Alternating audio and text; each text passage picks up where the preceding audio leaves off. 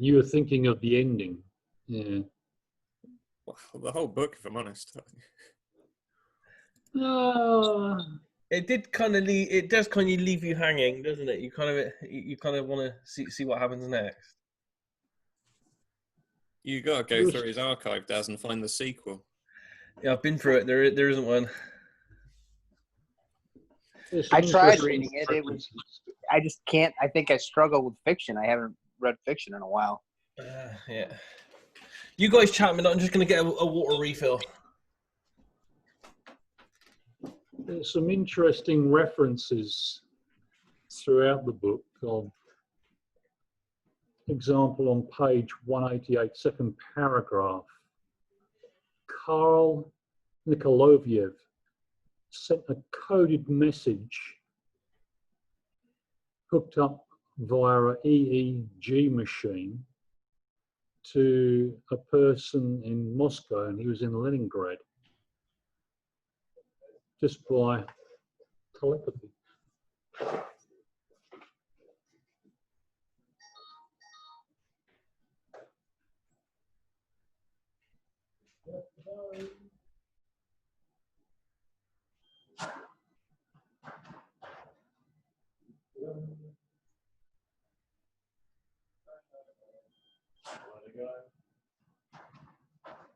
Do we have the same edition?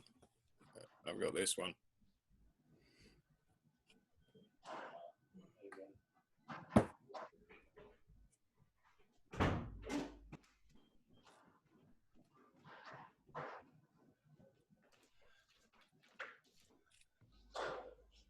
Sorry about that, guys.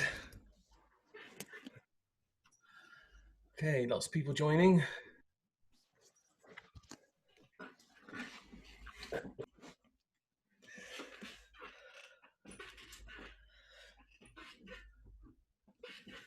So the book then, some of you enjoyed it, some of you didn't.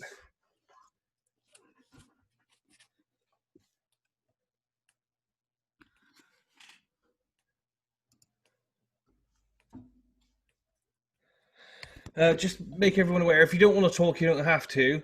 If you want to ask any questions, you can do it by raising your hand or just unmuting your mic. Or if you want, you can use the chat window and just do it in there.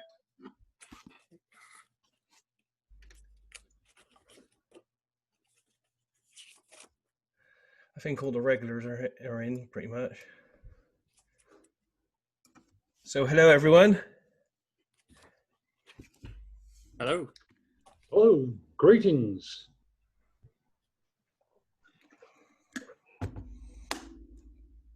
Hi everyone. I'm in Italy and we've got no more quarantine. I just thought I'd like to let you all know that there's light at the end of the tunnel. It's very, very hard to start again, but we're out there, so it's coming. Yeah, we started this week in the UK. Lockdown's easing slightly. Next week we'll be able to meet with up to six people. Wow. Yeah. But I don't know. I'm seeing all the people on the streets, and none, you know, there's like only 1 in 10 is wearing a mask, and they're already packing out the shops and queues everywhere, and social distancing's gone to the wayside. I'm not thinking, oh, this isn't good. So I don't know. I mean, we're in like one of the worldwide epicenters, and so we've only got like outside restaurants. You can only sit on the pavement. It's warm enough here now. You can only sit on the pavement, and there are people sitting at the table for dinner wearing their mask, and they only take it down when the food arrives. But then I guess, I mean, we were like staring at death in the face. So it was really, really, really scary here. But even still, I mean, I actually don't know anybody who died from it. I do know people who got sick. I probably got sick myself, but yeah, it's very strange. But the strangest thing is once like the engine gets started again and you're supposed to go back into life, it's really, really difficult to actually get moving. by the end of it, I wasn't doing anything. The only thing I'm doing is like remote viewing, because that's what I was doing before. And it's so easy with that silence. She's so clear. There's no aeroplane. I wonder if, now there's a question. What do you think the aeroplanes have to do with it? Because I've noticed with no aeroplanes passing over, there's all that silence. My remote viewing is just like it's so easy to get in and connect and nail it, and really, really strange. The airplanes have made a big difference. So they'll start again. We're waiting for an official announcement. They're going to start on Wednesday, probably. Yeah. We're going to open up now with the borders and with the other provinces. But the funny thing is, none of the other provinces want us, because we were there. We're all contaminated. Yeah, yeah. Well, But, we still got lots of deaths. I mean, we had nearly 400 deaths yesterday. yeah. So it's going down slowly here in the UK, but nowhere near slow enough. And they keep talking about this R rate, which is the rate of infection, and they need to keep that below 1 at all times, and lower the better. But for 5 weeks now, ours has been hovering below 1, but it hasn't changed. It's just stayed stagnant at just below 1. So they're opening everything up, but they're only opening it up because the government's made some really serious mistakes, and they have to, because people are just doing it on their own. But I don't. They've admitted today in the news that they didn't want to open up, and it's opening up too early. It's just that they're feeling that they're forced to, which in my opinion is still a dangerous situation here, especially with 400 people a day still dying from it. No, but we haven't got 400 people a day dying. We've had Yesterday. No, we had over 100 dying over the weekend, and it's been bank holiday weekend. They don't actually acknowledge the deaths properly over the bank holiday weekend, which is why it was so low. And then we've had 300 and odd yesterday and today. Yes. So what are you doing? Face masking or whatever?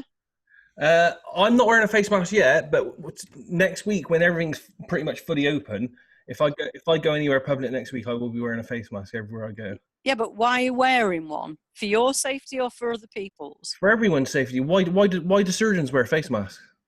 Yeah, surgeons are doing a surgical procedure, and so they don't want to But the face mask stops germ spreading from the surgeon to the patient. Are you really thinking that you are going to spread an infection when you've actually been isolated pretty much? No, I'm not going to spread an infection, but if everyone out there in public wears a face mask, then it limits the chance of you getting it from someone else in a shop or something from them breathing out. No, it's a load of rubbish. It's not. I really don't if it's agree with that at all. If it's a load of rubbish, then surgeons would never wear face masks. No, surgeons would wear them when they're in certain situations. To stop germ spreading. No, just think of being a surgeon in that situation, and then those surgeons go out into the public, and we need to have enough exposure so we've got proper immune system robustness. You need a robust immune system. Yeah, you can do. I'm just going to back off. Yeah. Can I just contribute? I got a heart condition, so I can't afford to get. Well, I'm not surprised you've got a heart condition if you're feeling like that. Well, no, it's the standard, heart. No, you're just going with the mainstream. Yeah. So let's go to the other lady. Can I just say it's better to err on the side of caution? Yes. No, what is caution if you don't develop your own immune system? If you've had the virus and I've had the virus and I'm still recovering from it, then I would suggest everybody errs on the side of caution, because it's very, very nasty. No, if you're recovering from it, that is different. If you're becoming immune robust, then but they can't guarantee people are getting back. So I think I need to just leave tonight. Sorry. Thank you. Bye.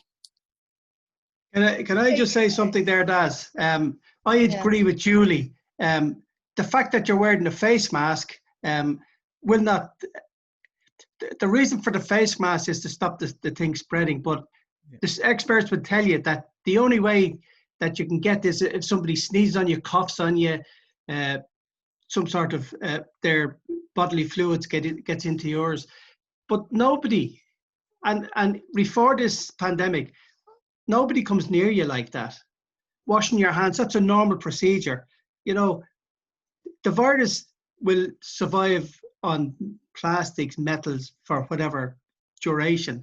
Hot water and soapy water breaks down the lipids of this virus and it just disappears. So I've been I'm not afraid. I'm not going to wear a mask. I'll wash my hands all right, and I'll talk to people. I'll get close to them, because we have to have that herd immunity. And the fact that you're wearing a mask, and if you listen to the experts, it actually lowers your immune system if you're wearing a mask because you're not breathing correctly.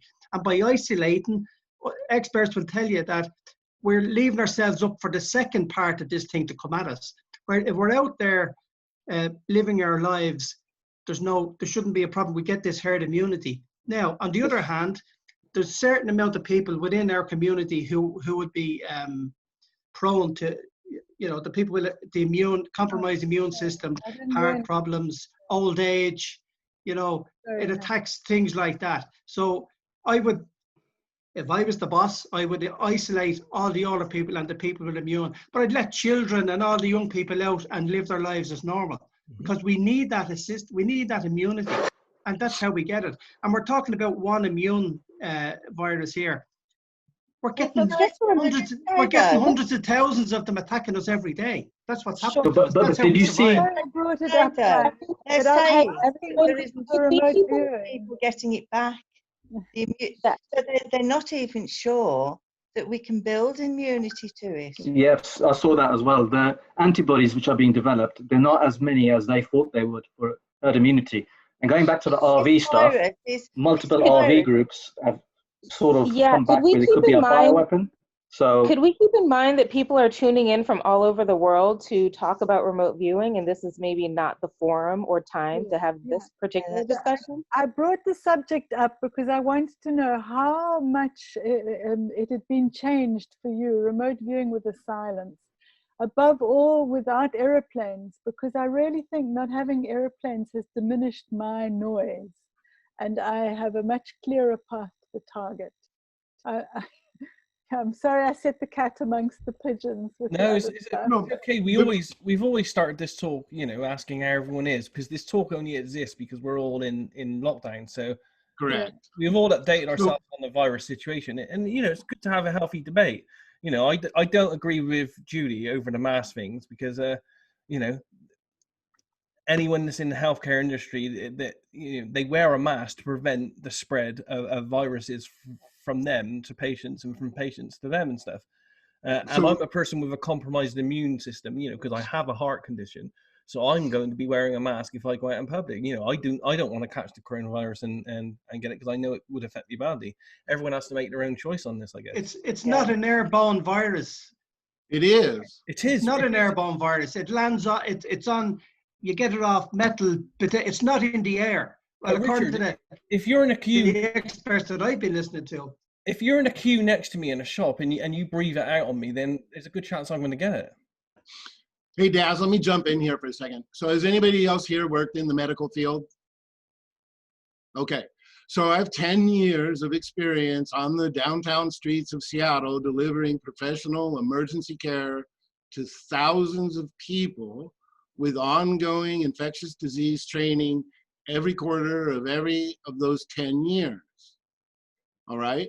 And part of that was through the AIDS epidemic, when nobody knew what the exact manner of spreading is. So A, I understand this is a passionate topic. B, I respect everybody's choice. Wear a mask, don't wear a mask. The contradiction that they've put into this. So they're saying if you wear a mask, it filters everything out and it doesn't cause your immune system. So if it's filtering everything out, it works.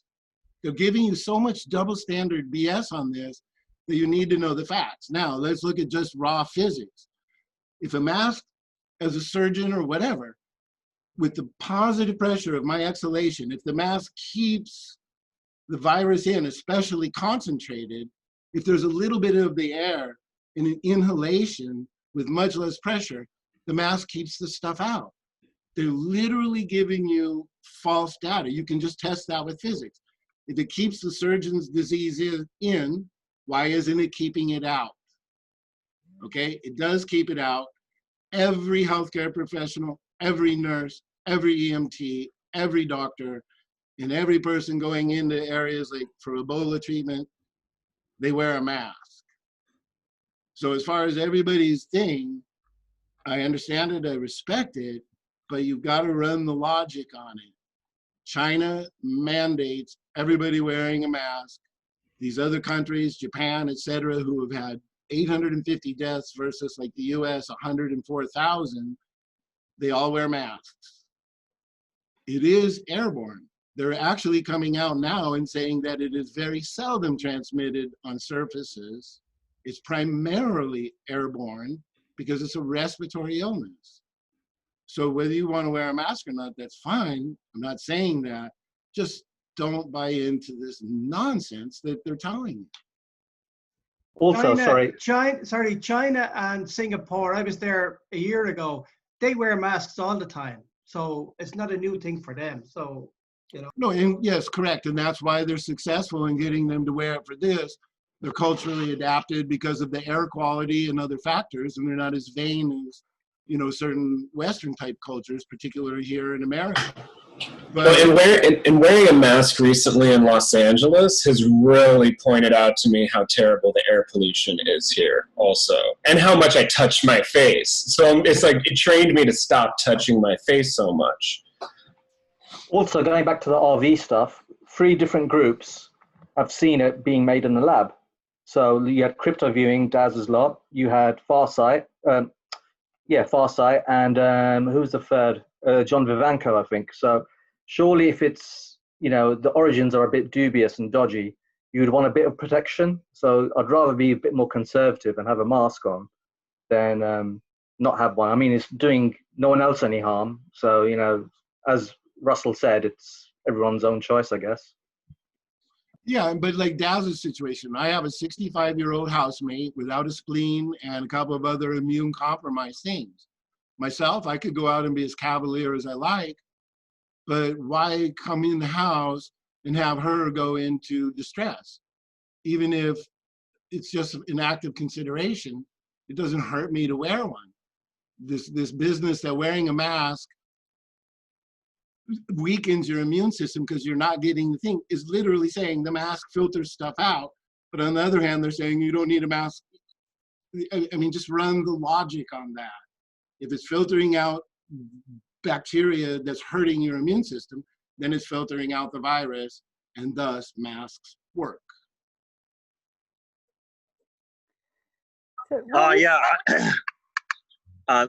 So my wife, she works in the medical field, and when the virus first came out, they were basically saying there's not enough masks, you don't need to wear a mask.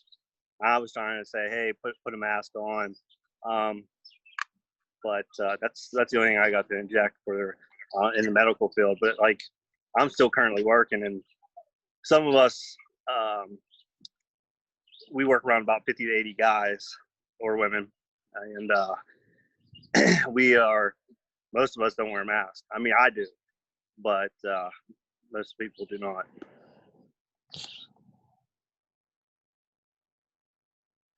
So, Daz, what was the cue you were using to view the virus? Just out of a matter of interest. I know Deborah Lynn Katz also viewed it. So. I can't remember. It was a crypto viewing project. I can't remember what they gave it for though. I could probably find it a second, maybe. I can't remember when we did it either. I think we did it January or something. Well, yeah, I can ask you for another cue. What do you use as a cue when you're doing the provisions, when you're looking ahead? In what way? For the news stuff? And there is no queue for that. We just individually sit down and say to ourselves, okay, let's try to predict what the top news stories next month's going to be. So I'll probably do one tomorrow for, because we're nearly at the end of the month for June. So I'll just sit there with my tablet and just say, okay, yeah, I got to try to predict the top news stories. But I will break it down. Like I'll say, let's have a look at the top news stories, global. And then I'll write that as a Q on in brackets on my sheet of paper. Oh, dear.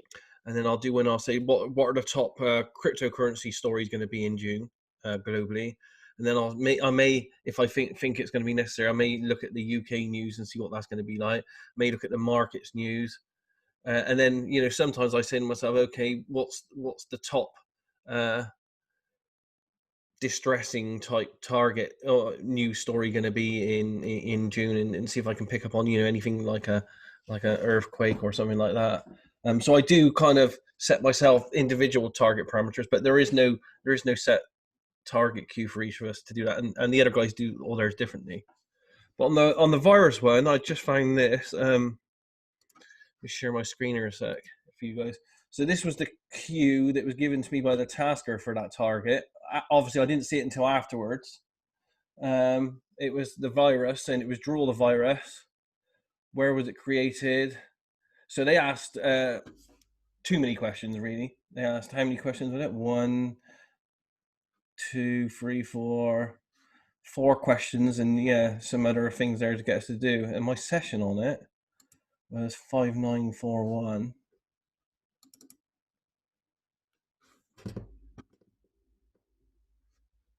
Was this if for people who haven't seen it? Amazing. Bubbly, energetic, love sugar. Well, yes, any viruses love sugar. And of course, because it was in the news and it started happening, instantly, when you get stuff like that, you get AOs of the name in it of the virus. But you try to put that to one side and carry on with it. So then I asked who created it, and had males in lab coats, Asian, team of 3 men. They all look Asian, 28 to 38, in a very modern, white, clean environment. Feels urban. It's in a city. The location is shockingly central, urban. A major city, feels Asian. It's in the south, coastal, high tech. They were looking for something I can't read my own writing here. Regeneration. It feels like a mistake, a byproduct, an accident, a leak. A sense or feel, a panic of hiding something. I feel this is an early version, a broken, not complete version. Feels like a lab creating or mixed or mutated energies, living things. What's this here? And so I tried to ask what. Everything I cue myself is with a question. I always do that in brackets. And then just describing it. This thing seemed flawed. It was discarded in the process. It feels like it's at a half stage to something else, and it has a problem. And I asked what that problem was, and something about absorption. Something about eating, energies, conversion. It's problematic and chaotic. It's not final enough. And then I just had some notes here, which was, okay, this feels like a man-created microscopic organism. The intent behind this does feel nefarious. There is a feel of both business and competition, and of conflict and warfare. This isn't a real final thing, though. This feels like it's a part stage towards something more perfected. And then I asked some more questions like where, who. So I had a man, Asian, in China. I asked if it was a weapon, not yet, but could be when finalized. Ethnicities, not yet, but can do eventually. Restrictions, don't know why I asked that. Temporary but fixed soon, I don't know what that means. Then I had a feeling of a lot of subterfuge with this target. Feels military or corporate with restricted access. Someone is gathering a ton of useful data on this. And then I had some kind of drawings about the organism itself. So this feels like an energetic bubble of micro substances, proteins and alike. It's manipulated, a broken stage of something being developed further. It's not working yet. This feels more like an accidental reaction.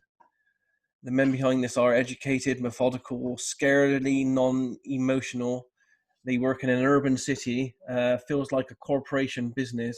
It's a team of 3 men. They're Asian with dark hair, middle-aged, American educated at some point, selected and highly paid. Feels like they are well on their way to something worse, more defined, potent, and specific. They feel contracted and they're working for a client. And then I had something about trigger. At the end result would be something about triggers and temperature and a fizzle rate at 98% or something. Yeah, and that's where I ended it. So that's what I did on it. So you didn't actually get Italy. You did get Asia. Now I'll tell you something. In 2015, an astrologer of all people said to me, there are going to be transits in January, February of this year, 2020, and I'm looking at like nuclear war or some kind of war in northern Italy. You'd do well to move out of Italy. I was actually going to task us in Jumpgate with that, but I never found a suitable cue and I never got around to it. But I'd written it in my diary, and on the 12th of January, or Sunday, I actually had written, it came up in my iCalendar, no? Be out of Italy by this date. That's great. Yeah, I wasn't, but I'm happy I was here. But it's been man-made and only been stopped halfway. I think we're very lucky because it's not that lethal. Yeah. If it's something like Ebola or something like that that really is lethal, because this is very, very, it passes on really easy. It's very infective, but it's actually not that lethal. So unless you've got some kind of prior condition. Yeah. I know a lot of people who've had it, but I don't know anybody who's died.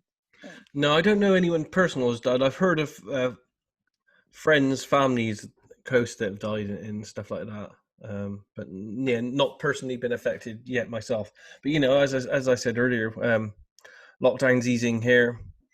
People are being silly. Our R rate is only just slightly below the rate of transmission, where it goes double each day.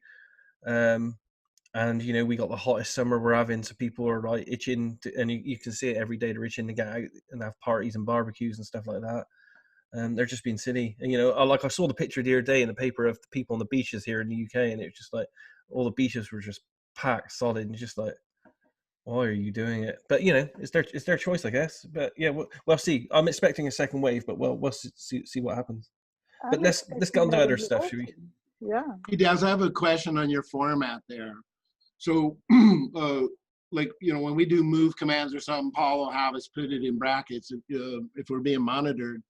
So when you're making those inquiries, do you consider that like a stage 7, where you're actually inquiring of the signal line, or is that one of the custom adaptations you've done? I just do that throughout, really. If I'm getting data and I want to key myself to make a movement command or something, like, you know, if I'm doing stage 3, for example, and I you know, I do a sketch, and then I may say, okay, you know, for my next sketch, I want to move above the target and then describe it. I will write my move in brackets, so I will write move directly above the target now, and then sketch and describe.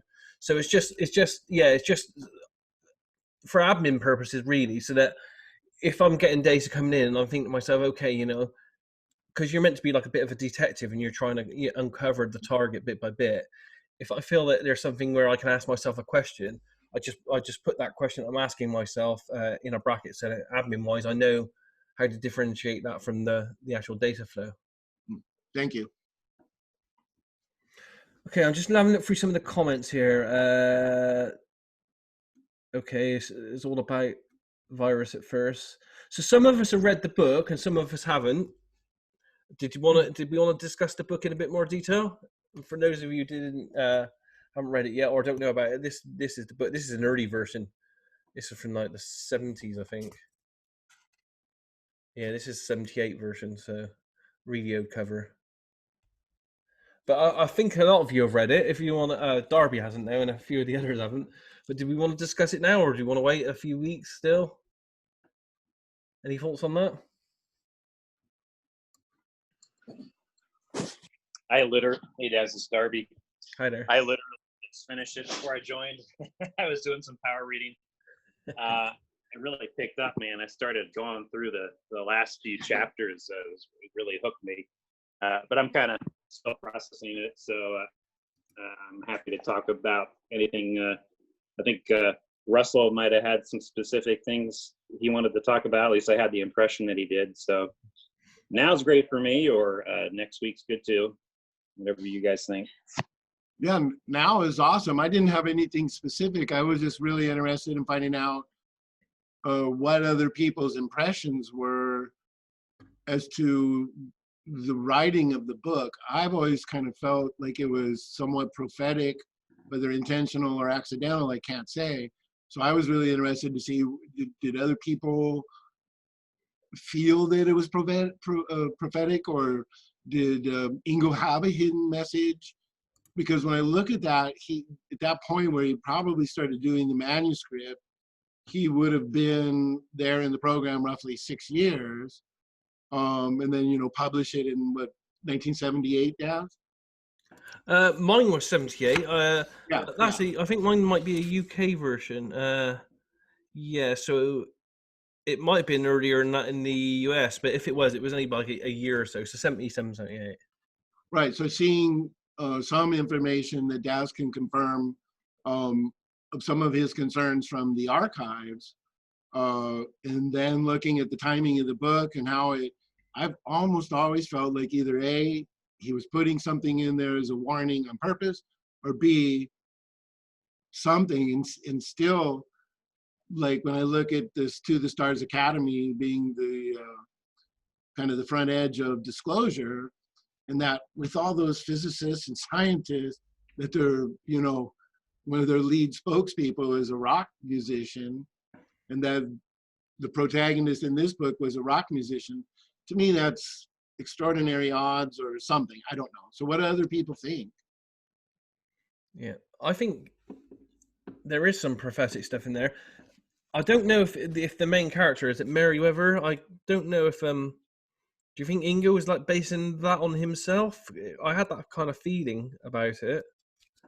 It seems like when he's talking, when you're looking at the abilities that he's using, like for instance, trying to stay just outside of the physical body that was kind of in suspension, those are literally all what they call operating Thetan, or the OT levels of Scientology. Their goal was always to be able to exteriorize yourself some distance between yourself and the body and be stable in that condition. So some of those things there are the types of trainings or goals that he would have had prior to SRI. Yeah, and it seems to fit right along the timeline of Ingo's big interest in Scientology as well, doesn't it? Around about that time zone, and it also predates any serious SRI kind of CRV development or anything like that. Yeah, he had reached the highest level available at that time, which was OT7. He had reached that by 1973. Yeah. It's a shame I think we were saying this earlier. We had a little chat about it as we started. Someone said they didn't like the book. I can't remember who that was. Was it David or someone? But Yeah. I kind of felt a bit bad that he left me hanging with the book. To be honest, I would have liked to have seen a sequel or something to find out what the three that walked off into the future kind of got up to. Maybe someone can write it for him. It's a bit of an impossible question to answer, the one that they went off to answer, though, about how do we redesign like the way the world's governed to not require nations and war and politics and bullshit and stuff. Like, people have been working at that for quite a long time, haven't they? And we've not done very well at it so far. So I don't know. I wouldn't want to be the one to have to write that book. It's going to be a letdown, whatever you do, isn't it? But I'm just trying to do some research. There's a series of books I read recently. which is very much in the same vein as this. It's called the Brilliance trilogy, and it's about people that have, you know, special kind of paranormal powers and stuff, and essentially how the governments try to hunt them down and use them to their own wills and stuff. That's a great book. I'm going to put the first one in the link here. It's a free series book. In fact, the book's so good and done so well that there's rumors that Will Smith's going bought the rights and he's going to take the lead role in it as a trilogy of films. So I recommend that because it's you know it's in the vein of Starfire as well. Yeah, and it's what I found about. I know we've gone off tangent here because it's a different book, but with the Brilliance book, what I found it really interesting in that one was how they go really in depth into what a real serious threat ultra psychic people could be to governments, and how they would be, you know, they would literally possibly be hunted down and in some cases killed, like with the rumors of, you know, potentially Pat Price and stuff like that. But the links there, have a look if you want to have a read. It's a good trilogy of books. They're very good, along the same vein. But yeah, I enjoyed this book by Ingo. I think it's one of his better ones, actually, because I think that some of his more modern books, for me personally, they're a bit weighty word wise. I find them hard to get into. You know, you have to reread them over and over to understand the meaning of them. That's because he's using language that's a bit archaic. Yeah. And in fact, I'm reading one now. You guys won't be able to read it though. I'm reading this one. Ingo Swann's Great Lost Work. It's 2 books actually. It's quite thick. It's 2 books. Oh, well, there it is. That from his archive. It's not out yet. I got it because I designed the cover for it. So they gave me a pre copy, and it's 2 really in-depth books. I can show you roughly the table of contents on it. See if you can read that. Oh. That's all right. Just scan it and put it up as a PDF and we can all read it. But it's got some amazing stuff in here. Ingo goes into all kinds of things like previous lives and all that kind of stuff, and all different elements of what it is to be psychic and all this kind of stuff. Very heavy reading though, but it's been edited by Nick Cook, who wrote The Hunt for 0 Point. He's also redoing the Ingo Swann documentary at the moment. And I think he might be writing, if I got it correct, a biography on Ingo as well. But this book will be out in a couple of months, I believe, and then you'll be able to get your hands on that as well. But as I said, that's a real heavy, thick, in-depth one. Anyone else? Does anybody know what? Yeah, does anyone know what Ingo's intention was when he wrote the book? I mean, was he wanting to write something for popular culture that, you know, would be a bestseller, or did he ever talk about after he wrote it what his underlying intentions were? Was he trying to deliver a message, or anyone know anything about that? I haven't seen anything, and I don't remember reading anything in his archives. You know, where there are any letters or, you know, or any press for it or anything like that. I guess there might be somewhere. I did know he did do a tour. He did come to the UK. I don't know. I'm not sure if it is for this book. I got a feeling it might have been. So he did do a book tour for one of his books. So I got a feeling it might be this one, but I don't remember ever seeing any reviews or press for it anywhere, to be honest. And it's not one of his more well-known ones as well. So I don't actually remember hearing anyone ask him any questions on it either. I might be wrong on that, but I don't remember any. There's this one here when he was interviewed for Advanced magazine. I can just read a little bit if that's okay. Yep. Okay, so they say, Ingo, we've heard a lot about your new book. Could you tell us a bit about it?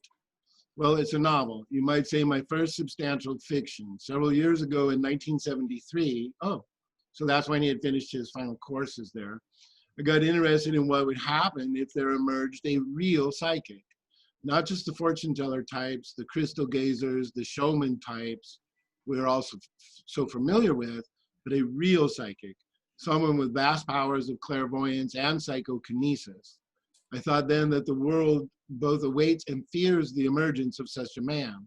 It seemed to me that such a man would not be satisfied with the status quo, with the mundane sort of haphazard way the world manages along. Out of those thoughts came the novel Starfire, which is being published this month by Dell. I don't want to say too much more since it might spoil the book for the reader.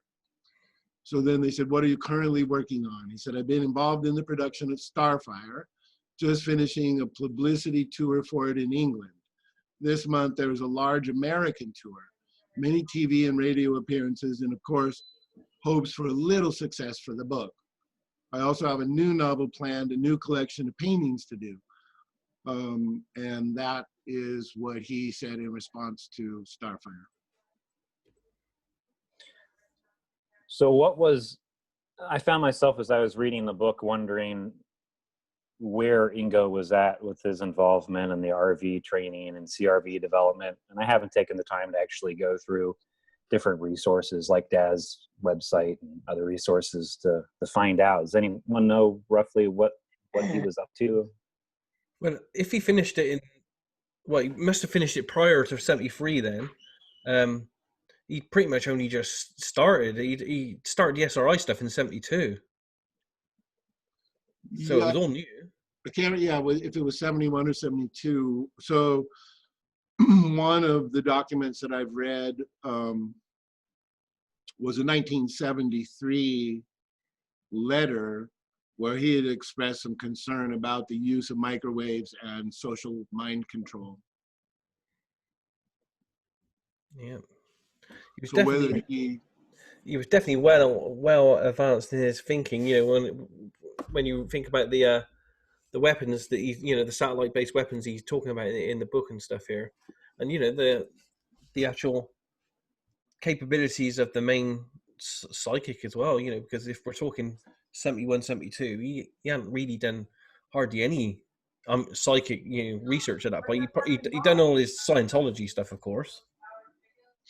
What if at SRI, though, through his introduction in observing what is going on there and getting wind of these things, because remember, wasn't Jacques Vallée essentially working on terminal number 2 of the internet and various other things? I wonder if through the grapevine or whatever, he saw that think tank might be doing some things for large-scale social influence. Yeah, it's definitely possible, isn't it? Very interesting. Yeah, that it was so early. I would have guessed that the book would have been much later, in the late 70s. But yeah, that makes it even more interesting to me that he did it so early in his career. Really makes it even more prophetic for me, really, to be honest. Yeah. Did anything really like grab a hold of anybody or stand out or hook you or stick in your mind? Because my idea for bringing this up was I really wanted to hear other people's opinion on it.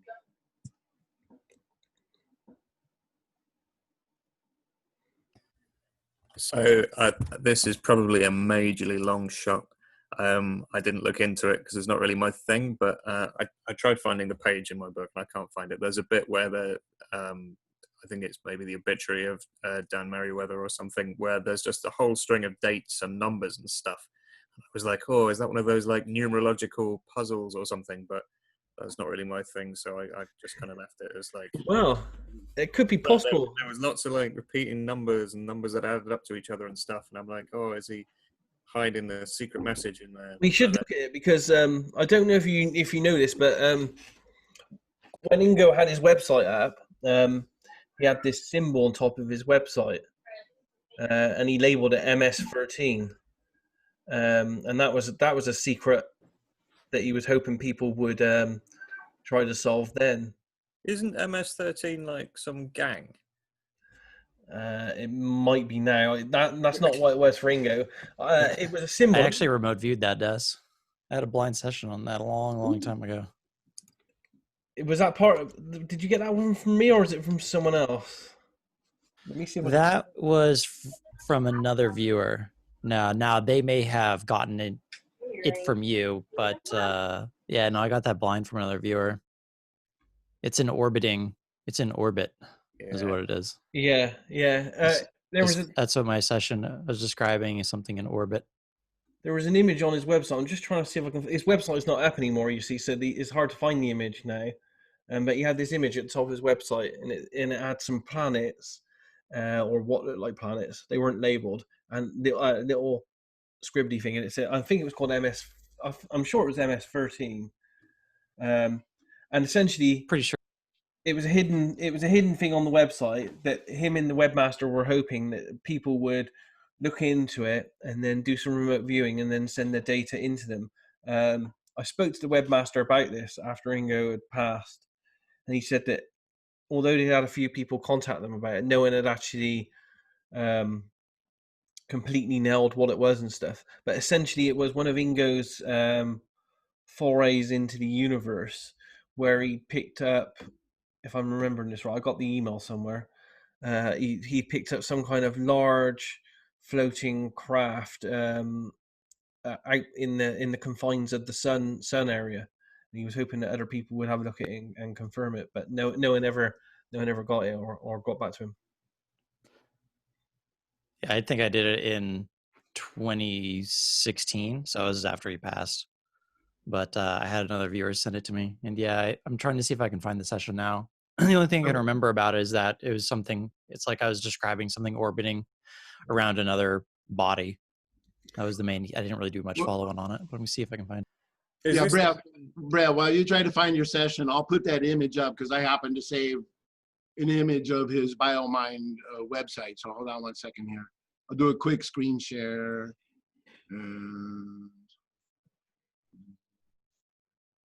Okay, that's the image above the diagram. It's MS-15. I just found the project.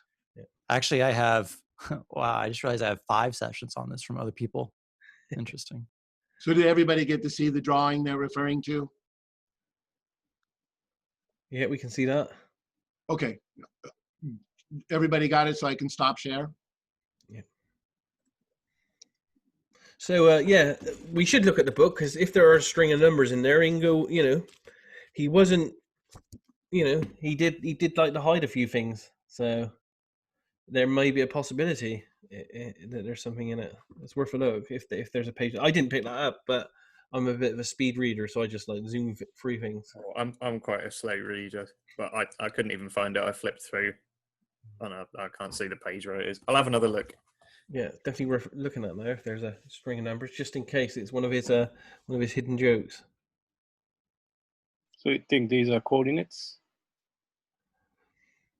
Don't know at this stage. We'll have to see what they are, I guess. See if they coincide to anything. But there's nothing. I didn't see anything on any of this in the archives. Saying that, I'm not convinced we've got all. In fact, I know we haven't got all the archives because I've spoken to Ingo's family on another subject, which that Russell knows about. That I've been doing some investigation into some more Ingo RV stuff that follows on from Penetration, the book, and I was doing some investigation, and I contacted Ingo's family. I said, Ingo started this project. I got these papers on it, but they don't have the RV and stuff in there. By chance, have you seen anything? And they did send me a packet back of Ingo unpublished remote viewing sessions on space object stuff. I can't publish it yet or anything because I haven't finished investigating it fully. So I do know that the family probably did keep quite a lot of Ingo stuff back, because also these 2 books, the 2 books that are in this book, these aren't in his archives either. And the new book that's just been released, I I can't remember what it's called. Is it called something to do with wind? It's on the Facebook. That's it. Their windy song. I don't think I saw that in the Ingo Swann archives there with the university either. So there, we have to be aware that there is some stuff that the family did keep back for one reason or another, and some of this stuff may eventually make it out. Anyone else got any? I don't know if anyone wants to see my my session on that particular target. On the MS, share it. That's always an enigma one. That is. And if it's any good as well, I can also send it to if you want to the webmaster to see if he might be able to give us any more proper feedback. Yeah, I can share it. I did just a base session as a follow on, and here, let me share. Do I have permission to share the screen? Yeah. Okay. Let's see.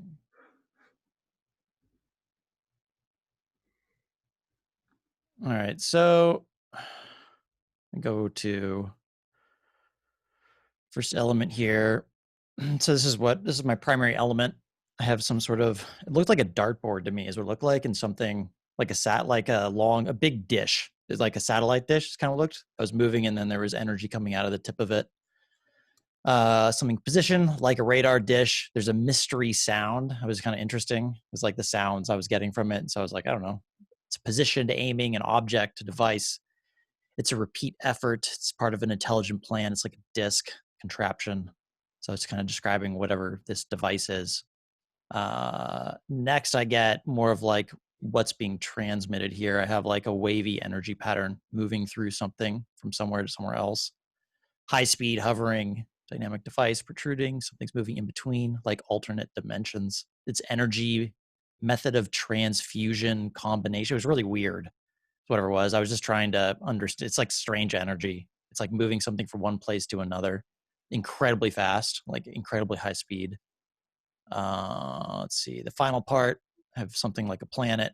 This is a trajectory path. So this wavy line right here I got the sense it was going around this. Is that this is kind of going up and down like this around a large body.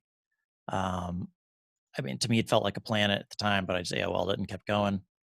I got really weird, like other things here, like original sin, I'm sorry, that was signal, not original. Signal origin. Let's see, something to do with a person that's discovered this. That's unknown. It's important. Perhaps this was even Ingo I was picking up on. Who knows? Group meaning joining. So my base session is I just have this device that's orbiting around something that's like a planet. It's transmitting really strange energy. I did more work on it. I looked at the actual device itself a little bit further. I got kind of this interesting diagram. Again, just reminded me like diagrammatically, almost like a dartboard. There's something liquid about it, wavy, condensed, packed in data, information. It reminded me of something like a signal line that's emanating and informing something somewhere else. I'm just like AI bizarre. I don't know, whatever this is, it's really weird. The second thing I looked at was this part right here, which was basically this transmission, high-speed energy transmission going back and forth between somewhere and here, wherever this thing is. And then I got, I don't know, some weird drawing, doesn't make sense. But I got the idea of it spinning, gyrating, centrifugal force, like it's being hurled or thrown. And this is the idea of like being pulled along. I think it's just more the dynamics of the motion of it. Like it's a jet engine that's being pulled and pushed around. Possibly space was the idea, like the planet from both earlier work. And the final data on it was, I just zoomed in, what is this thing here? And what was that? Planet superstorm. Those are AOLs, but it's the idea of something massive thing, and it's like spinning in a weird fashion on one part of it.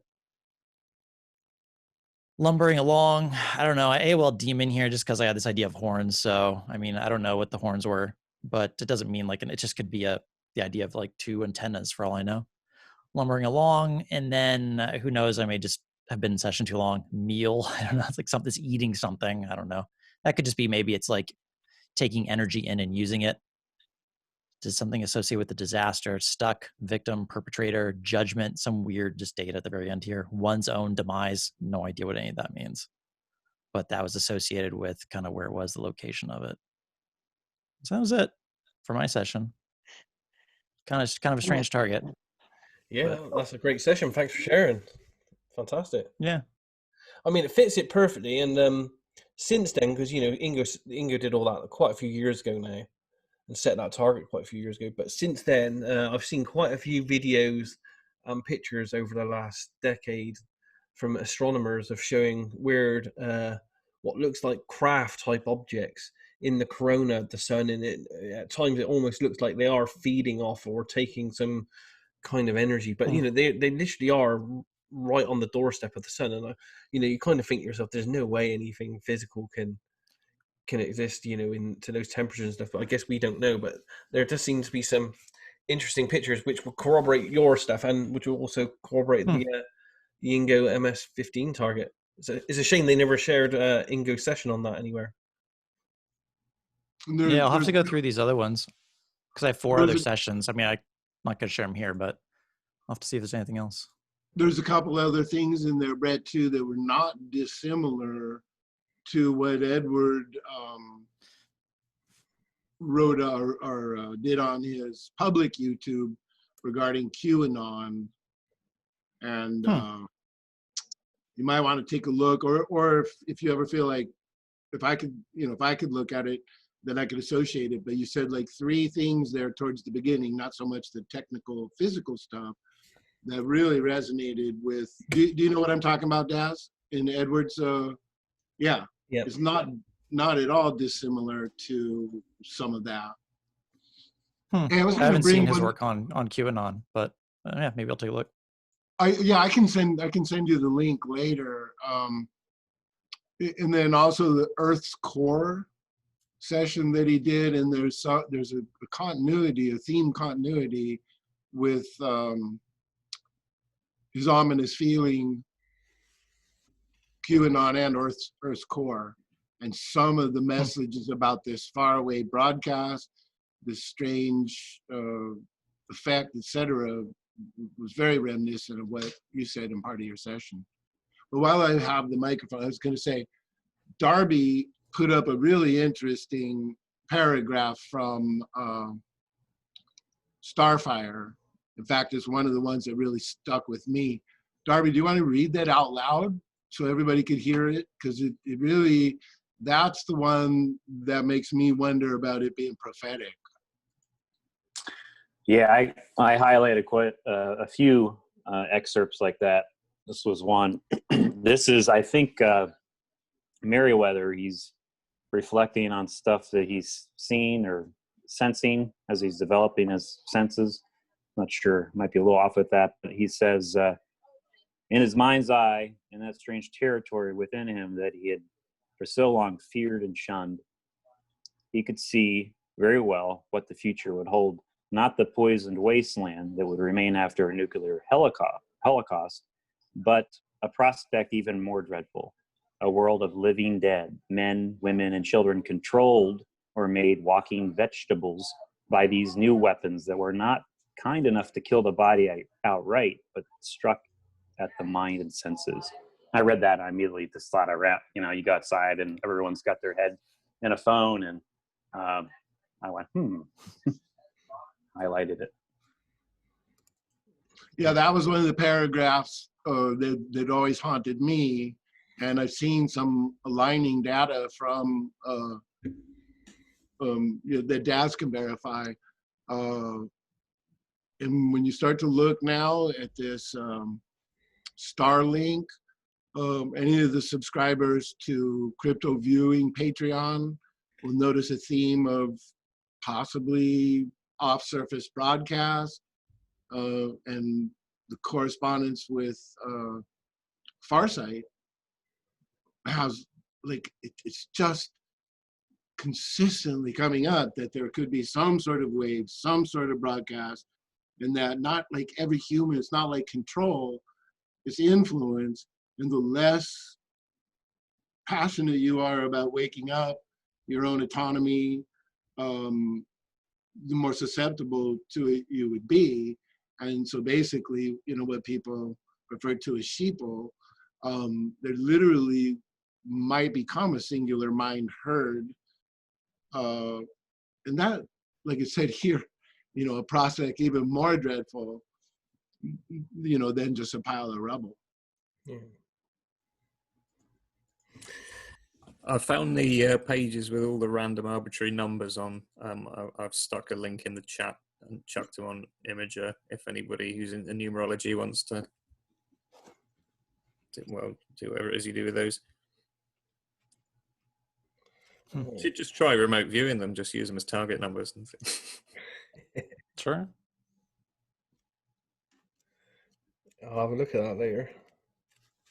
You never know. When I was flipping through, there were actually quite a lot of just, there's like a page with 4 dates of historical events on. I don't know if I included that one, but it was like, why did you put all of those 4 years in?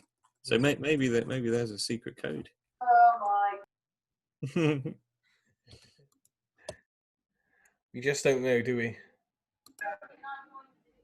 So, Russell, you are not a fan of Starlink. I asked that question simply because I just really haven't looked into it enough, and I hear little murmurings online. I'm just curious. It sounds like maybe you have looked into that or similar type of technology. Do you have anything else you want to comment, like, or anyone else? Like, what are the general concerns around technology like Starlink that maybe Ingo is foreseen in the book when he published it back in '73? Well, I think if anyone has any, it's pretty well known that microwaves can now be controlled sufficiently to make it feel like your skin is burning when it's actually not. Other factors, I mean, and that's the stuff we know about. So I always assume there's a lot of stuff we don't know about. So if you're wanting to broadcast or create wireless internet, effectively what you're trying to do is create a fishbowl or a canopy of microwaves. And the more concentrated they are, the more effective they are. And then you throw in 5G, which has this frequency that requires a lot of cell antennas, lots of boosting and other factors. At a certain point, your whole neuro system, brain, everything is going to be so in contact. If this stuff could be tuned, tweaked locally, globally, or wide geographic regions, it's very possible that you could take, let's say you just want to take the whole state of Kansas and shift something where again, it's not like control, but it creates a propensity towards a negative mood or an angry mood or that kind of thing. So that is probably my concern, is that the potential for influencing our very systems. And then let's say once you got a group of people in, you know, some sort of a mood, let's say agitated or violent, then that group mind kind of tends to grow on its own too. So that really is the question. And part of my original concern goes all the way back to Joe McMoneagle's 1982 sessions on the underground bases, where he literally drew the planet. He literally drew the orbiting path, had things in it, and referred to it as a string of beads, where the people photographing Starlink are referring to as a string of pearls. And Joe's description of this had some weird far space object that might not be dissimilar to this MS-15, where he couldn't tell the difference between the future and the past. There were this band of frequencies where high frequency was enmeshed in super long range low frequency. And his first impression was it had a Darth Vader feel, even though by his 6th ERB session on the underground bases, he kind of recanted a little and didn't feel anything nefarious. But I'm going with his first impression, and the other things that built up, it really sounded like a high tech broadcast of some sort that was going to be brought into full effect in the future. He even said this is not operational now. So if it's possible to affect 7 billion people and get them to do what you want, you'd have to ask, are there people that would like to do that? Yes. Do they have the means to do it? Yes. Is it possible? Yes. So you just have to decide who's in charge or who has that influence and what will they actually use these things for.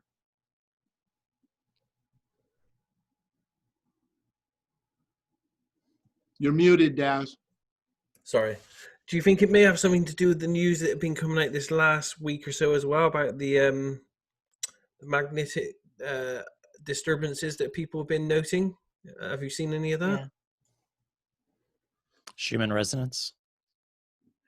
I can't remember where it is. They found some kind of magnetic disturbance over. Oh, the thing that's splitting. Yeah, no, it's the gravitational anomaly that looks like it's been splitting for the past year or so. Yeah, that's an interesting thing as well, because that seems to be in roughly the same area as where I've seen in some of Crypto Viewings and Farsight's kind of areas of sketches as well, and in some of the stuff that I've seen elsewhere as well. Well, there's another strange thing where basically, if you want to call it an epidemic of tinnitus, there's this rapidly spreading global phenomena they call the worldwide hum. Yeah. There's so many things that would possibly be indicative of. Just to tie into that, Russell, somebody mentioned a previous week the Cuban embassy attacks where people had all sorts of weird neurological stuff. The very best explanation for that is that it was a phased array microwave weapon. That's the only sort of theory that's consistent with what was experienced. And those people did hear phantom ringing sounds, and I think there's actual papers published about, inducing auditory perception through microwaves that is humming and clicking and stuff. So, maybe. Well, one thing that was unsettling about that Cuban incident, when I studied that, it was so directional that they could affect someone in one room of a single structure, but not someone. Are you familiar with phased array technology in general? Yeah, so it's kind of beam steering thing, same as 5G, actually. There's an acoustic version of that as well that uses ultrasound, and then it uses like loads of ultrasound speakers, and then it synthesizes audible frequencies by generating an interference pattern between those ultrasound frequencies in the skull. And it's technology that it just looks like a big panel thing, looks quite innocuous, but you can use it to whisper in somebody's ear from hundreds of meters away, make them think they're going crazy or whatever. And interestingly enough, I believe it was actually Disney Corporation which bought the patent for that. So who knows what they're going to do with it. One of the main scientists in this field that studied the sorry, Brett. No, you're good. You're good. That studied the Cuba situation. He said that it could even be customized to a particular skull in terms of the resonance and the effects. So literally like tuned to an individual's own physical architecture. I don't see why not.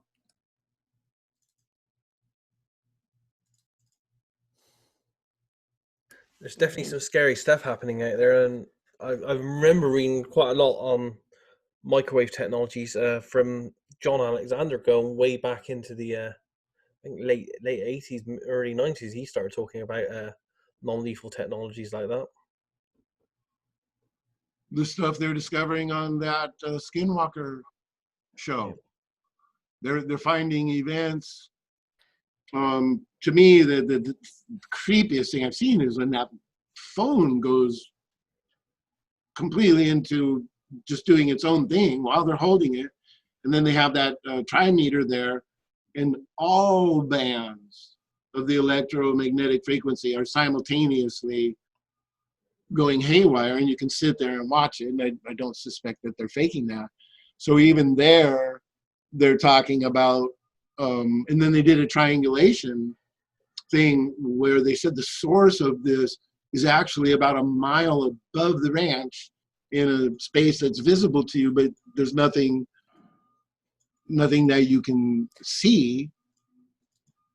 So it's almost like they're talking about this microwave coming out of thin air and affecting everything down there at the ground level of the ranch. Well, there's definitely, lots of strange stuff going on. Like, it's slightly off topic, but I'll show you this one as well that's just come out a couple of weeks ago, because it's in my field with the crypto viewing stuff. Now this is a patent from Microsoft that's been registered as a proper patent, where they want to use people's brain activity. I don't know how they'll link their brain up to it, but their brain activity and movement to help them mine cryptocurrencies. And this is a proper patent that they've registered. You can actually see the patent and how they think it's going to work and stuff. So you have these large corporations working on these kind of technologies and where they're going to interface with the human mind and body.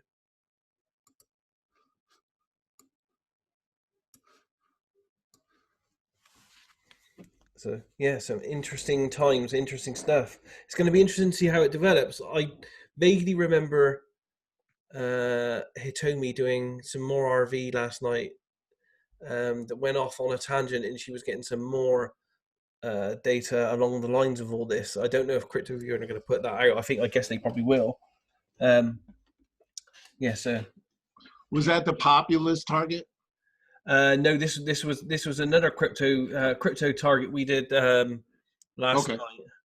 But Hitomi stuff kind of, at the moment, she's not quite getting the crypto as much, but she's like getting normal RV stuff that's happening in the world, and she's wandering off there. And she had some more stuff last night, which you may find interesting and which might tie into all this kind of stuff that's happening. Yeah.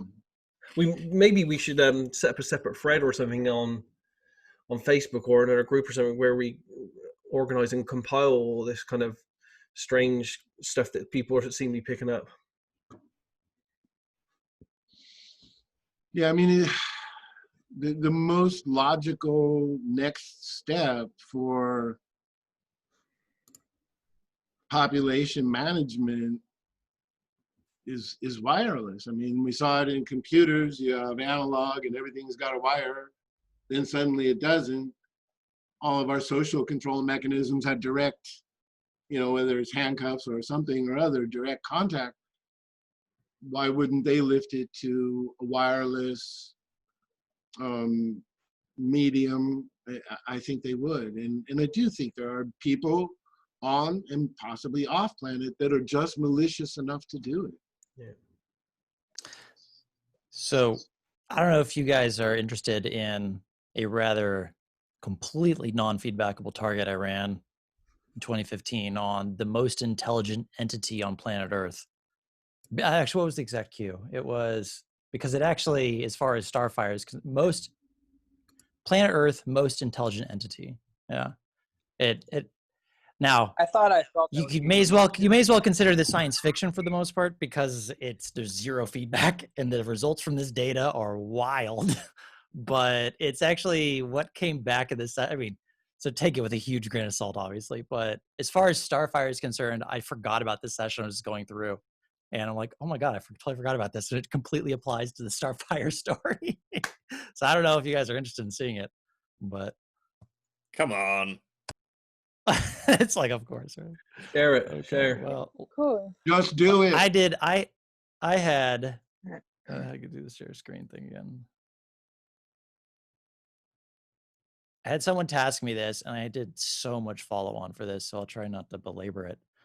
But like, I think I did like over 100, no, maybe 200 pages of work on this. But anyway, I'll try and narrow it down just to the big picture stuff. So here's my first kind of, after 16 pages of getting into it, is I am on something that's revolving around the planet. Is I have a device that's like, looks like a communication device. I kept AOLing like it's on a satellite or like a space station that's going around the planet. And it's a deceptive, cunning figure who's brilliant, has deceptive perception, like is just really, really smart. And they're doing something where they're surrounding this planet with a snare. It's moving. It's a compact net that's basically going around this body.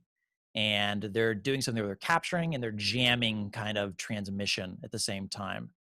And then basically the life form was inside this kind of orbiting craft, if you want to call it that, which just looked very organic. I got like there's strands, ducts, porous glands. It looked very almost bug-like. Like it looked like a big dragonfly to me almost, as diagrammatically. And so like a natural kind of weird organism in this. And so, I mean, obviously I'm just totally blind, so I have no idea what this is, but I'm like, so whoever tasked me this was like, ooh, goody, let's see what this is. So I did a ton of follow-on work for this. I wish I had, I'll just see if I can get to, I don't remember what things were placed on because I used, I guess I don't have that. Element labels, here we go. Okay, so I looked at all of these things. What the trapped was, the device was, who the figure is, what's being deceptive, what's the perception, communication, what's this second device, because I got the idea is that there were two devices. There was a device that was specifically acting as a net in orbit, and there was another device that had to do with mimicking communication. And then I put like a 1 also on what is the actual organism here. And so going to 1, looks like I have that on the organism. Is this 1? Yeah, 1. Here we go. It's funny because I barely remember this session work. Like a bird in flight, like whatever this had like these massive wings. It looked like wings attached to it, at least perception-wise. Like a lot of butterflies. It's a life form. And the idea of being trapped is interesting. Like the actual thing, I mean, isn't that kind of one of the ideas is like there's organisms in satellites, right? It's like trapped for whatever, harnessed a chokehold. Like whatever this organism is in this device that like a horse in a carriage where it's like fixed in the device and can't move. It's really big, whatever it is. You saying something, Russell? Yeah, Brad, I was going to say, I don't have a searchable copy of Starfighter. Could someone look for Ingo's description of those bits of biological entity that are integrated into the satellite and find one of those paragraphs and post it? Because it's direct correspondence to this. So it means the idea of like, yeah, I mean, it's funny that I came across this. I totally forgot about this session. Anyway, that was more just describing the life form. It's like it's trapped inside this thing, like it's a harness chokehold inside of it. And I got like a really weird drawing of it. I mean, who knows? It's just like a sketch. The idea of here's like the wings. Here's the idea of like a tail, and it's like something coming out of it. 2, what was 2 placed on? 2 was placed on trapped, like what was associated with that. I have like, just looks like something, I don't know, some weird diagram about some sort of propulsion. Oh, the trapped is a restraint, a strap, like leather, AOL leather bonds, AOLing like cowboy chaps. It's control, innocuous, passive, undirected, associated with turmoil, anguish, EI, spokes.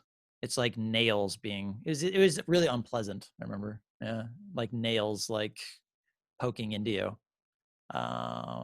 Transparent, so that's like, it was just a restraint, bond, like a bond. 3 was the figure. Who's the figure? It was really interesting. Oh yeah, that's right. I got like some very priest pope kind of vibes, and I think I did a drawing of this. Yeah, I did. So who's the figure? I got the idea of a man. Now, I mean, man appearing, very intelligent, perceptive. They're in control. Designated, appointed leader of a hierarchical system. They're the overlord, and it was AOLing of something like a pope. Not necessarily the Pope, but it was like very almost religious. Transfer completing, downloading. That was an interesting data. I'm not sure what that was, but again, very large. Whatever this figure is was very, very big. And that was the drawing of, he had like a big headpiece on to kind of match over his head. and was inside some kind of, I'm not sure if he was like, this is like the container that his life form is stuck in or something else. But that was just like the drawing I did that I was perceiving when I was doing the stage 4. Next was the device, the snare device.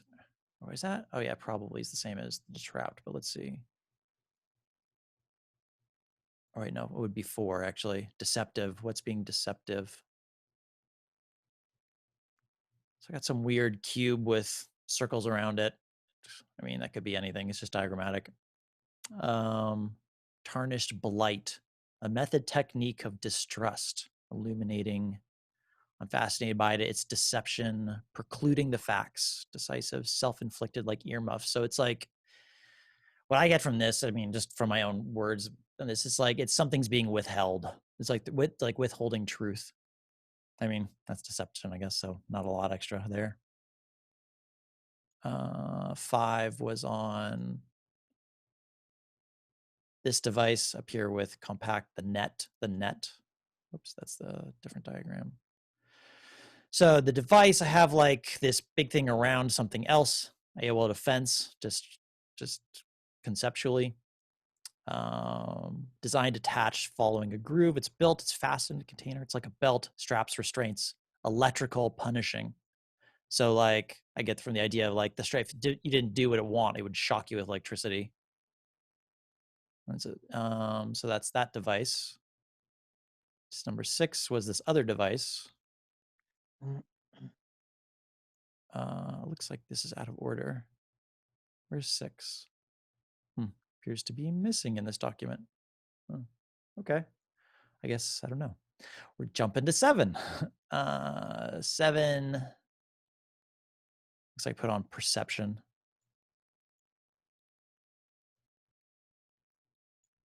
Have like an weird eyeball.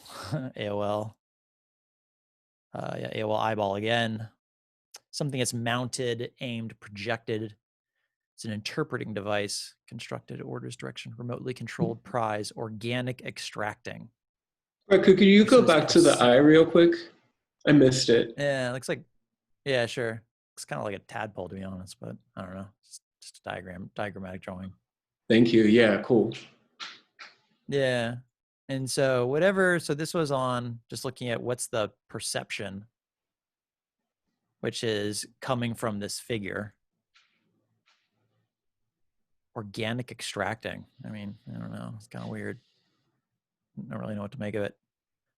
And finally, what was 8? Did I have an 8 in here? Oh, the communicator. What is the mimicking communicator?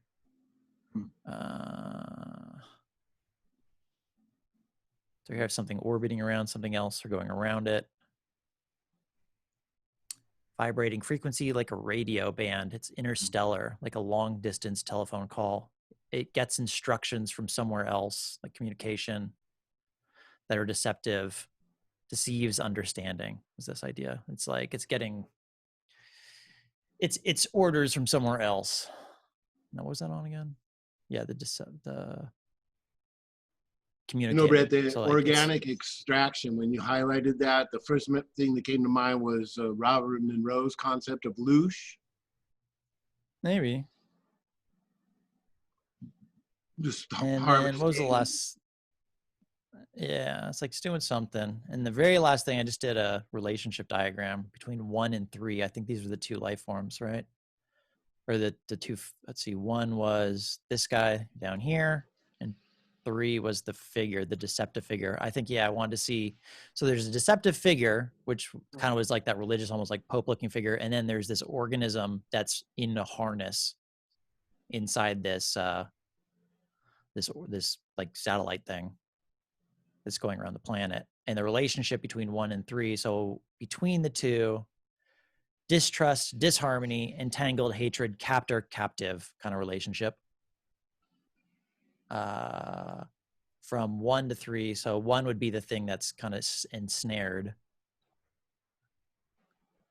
It's intrigued by the who's captured it, I guess. Uncertain, unaware, cautious, not trusting, kind of just scared. That makes sense, I guess, if you're like strapped into this thing. And the other one towards the thing that's stuck in the thing is it's victorious, feels elated, domineering, like what it's doing is justified. So science fiction, basically no feedback, but it was like, I totally forgot. I was looking through, it's like, oh my goodness, I forgot that this session is like so similar to Starfire. That's awesome. Anyway, Quick question. What was the specific of the Q? Was it the most intelligent person, the most intelligent being, the most intelligent entity? No. It was planet Earth, most intelligent entity. So entity could be anything. Yeah. Yeah, it didn't specifically say it needed to be a person. Oh, that's amazing. Did anybody find the quote from Ingo talking about the organic beings trapped in those satellites? No, I look, but I vaguely remember it being slivers of their brain or something, wasn't it? Yeah, it describes them as schists, and it's slices of the brains of Soviet telepaths that are used as resonators or amplifiers or something. Very interesting, isn't it? How it all fits together. And the interesting thing for me is the sketches that Brett was showing there are quite similar to what I've seen Dick and Ed and maybe even Farsight people do recently as well. Really? Does that equal any of the Prison Planet stuff that they put out? I haven't watched those, but any of you watched those? Yeah. So interesting how it's all coming, together, and we're all coincidentally talking about it and discussing it at the same time. And it was weird because when Dick and that started getting their data through, I was just looking through. I think I said this at one of the sessions. What made me think about rereading the Starfire. I don't know what it was. It just popped off the shelf for me. I thought, I haven't read that in years. I'll give it a reread. And I didn't realize I had all this stuff about these satellites in it, which mirrored exactly what Dick and Edward and a few of the other people were getting data-wise. And I was like, whoa, this is a strange coincidence. And since then, Farsight are getting stuff, and this discussion we've just seen Brett stuff as well. It's it's interesting, isn't it? It seems like the universe is trying to tell us something's happening out there. Right, and that when you were talking about the three of you having the Tasker's intent essentially overridden, I mean, my impression is like somebody saying, "Look, okay, there's a receptacle. We're going to push in and get this communication through." And for me, of course, having this conversation with a bunch of people, it's always nice to be crazy and not be alone. But the synchronicity, the intuition, the people that simultaneously picked up penetration, this is a conversation I've been pushing and wanting to have for a very long time. I've been researching diligently a lot from the angle of the underground bases. So, I mean, to hear everybody that's spoken up, I really truly think getting some awareness of what may be going on, as far out crazy as it sounds. I think we're on the cutting edge of something that needs to be explored and discussed and brought to the forefront. I don't know what the solution will be, but I really honestly think there's a trend and a movement here that's purposeful. Yeah. And it's great to see everyone coming together and being able to, to talk about this. If we hadn't had the virus and the lockdown, then none of us will be putting these pieces together, I don't think. But yeah, that's definitely a fair assessment. May I offer some stuff? May I speak? Cool. Really grateful to be here. Like echoing what Russell's saying. Like, really grateful. You all are great. I'm a huge Blink-182 fan. So listening to the book, right, the way that Ingo is describing Dan, right, I was just like listening to it, it's like, oh, this is like an autobiography. Like it was hard to even listen to the audiobook, and I still have like 6 hours to go, don't get me wrong. But it was like, oh, this is all just real. That was like how I was listening to it. I was like, yeah, this isn't even fiction. This is either has happened or did happen. And like the way that Bill Clinton even like had his accent as the president, I was like, oh, that's funny. But like the way that he was describing Dan was just like, you know, the To the Stars guy. And I've been listening to, you know, like Blink-182 since I was like 14, like a little kid, Los Angeles. And like 2 years ago, I went to like Vegas to see Blink-182 twice. So it's like, really like that. I'm like, you know, Tom really helped me get into aliens. And so just with the book, you know, Starfire was just like, oh, holy shit, this is really cool. I had no idea that Ingo, you know, sort of had this story in his head or whatever.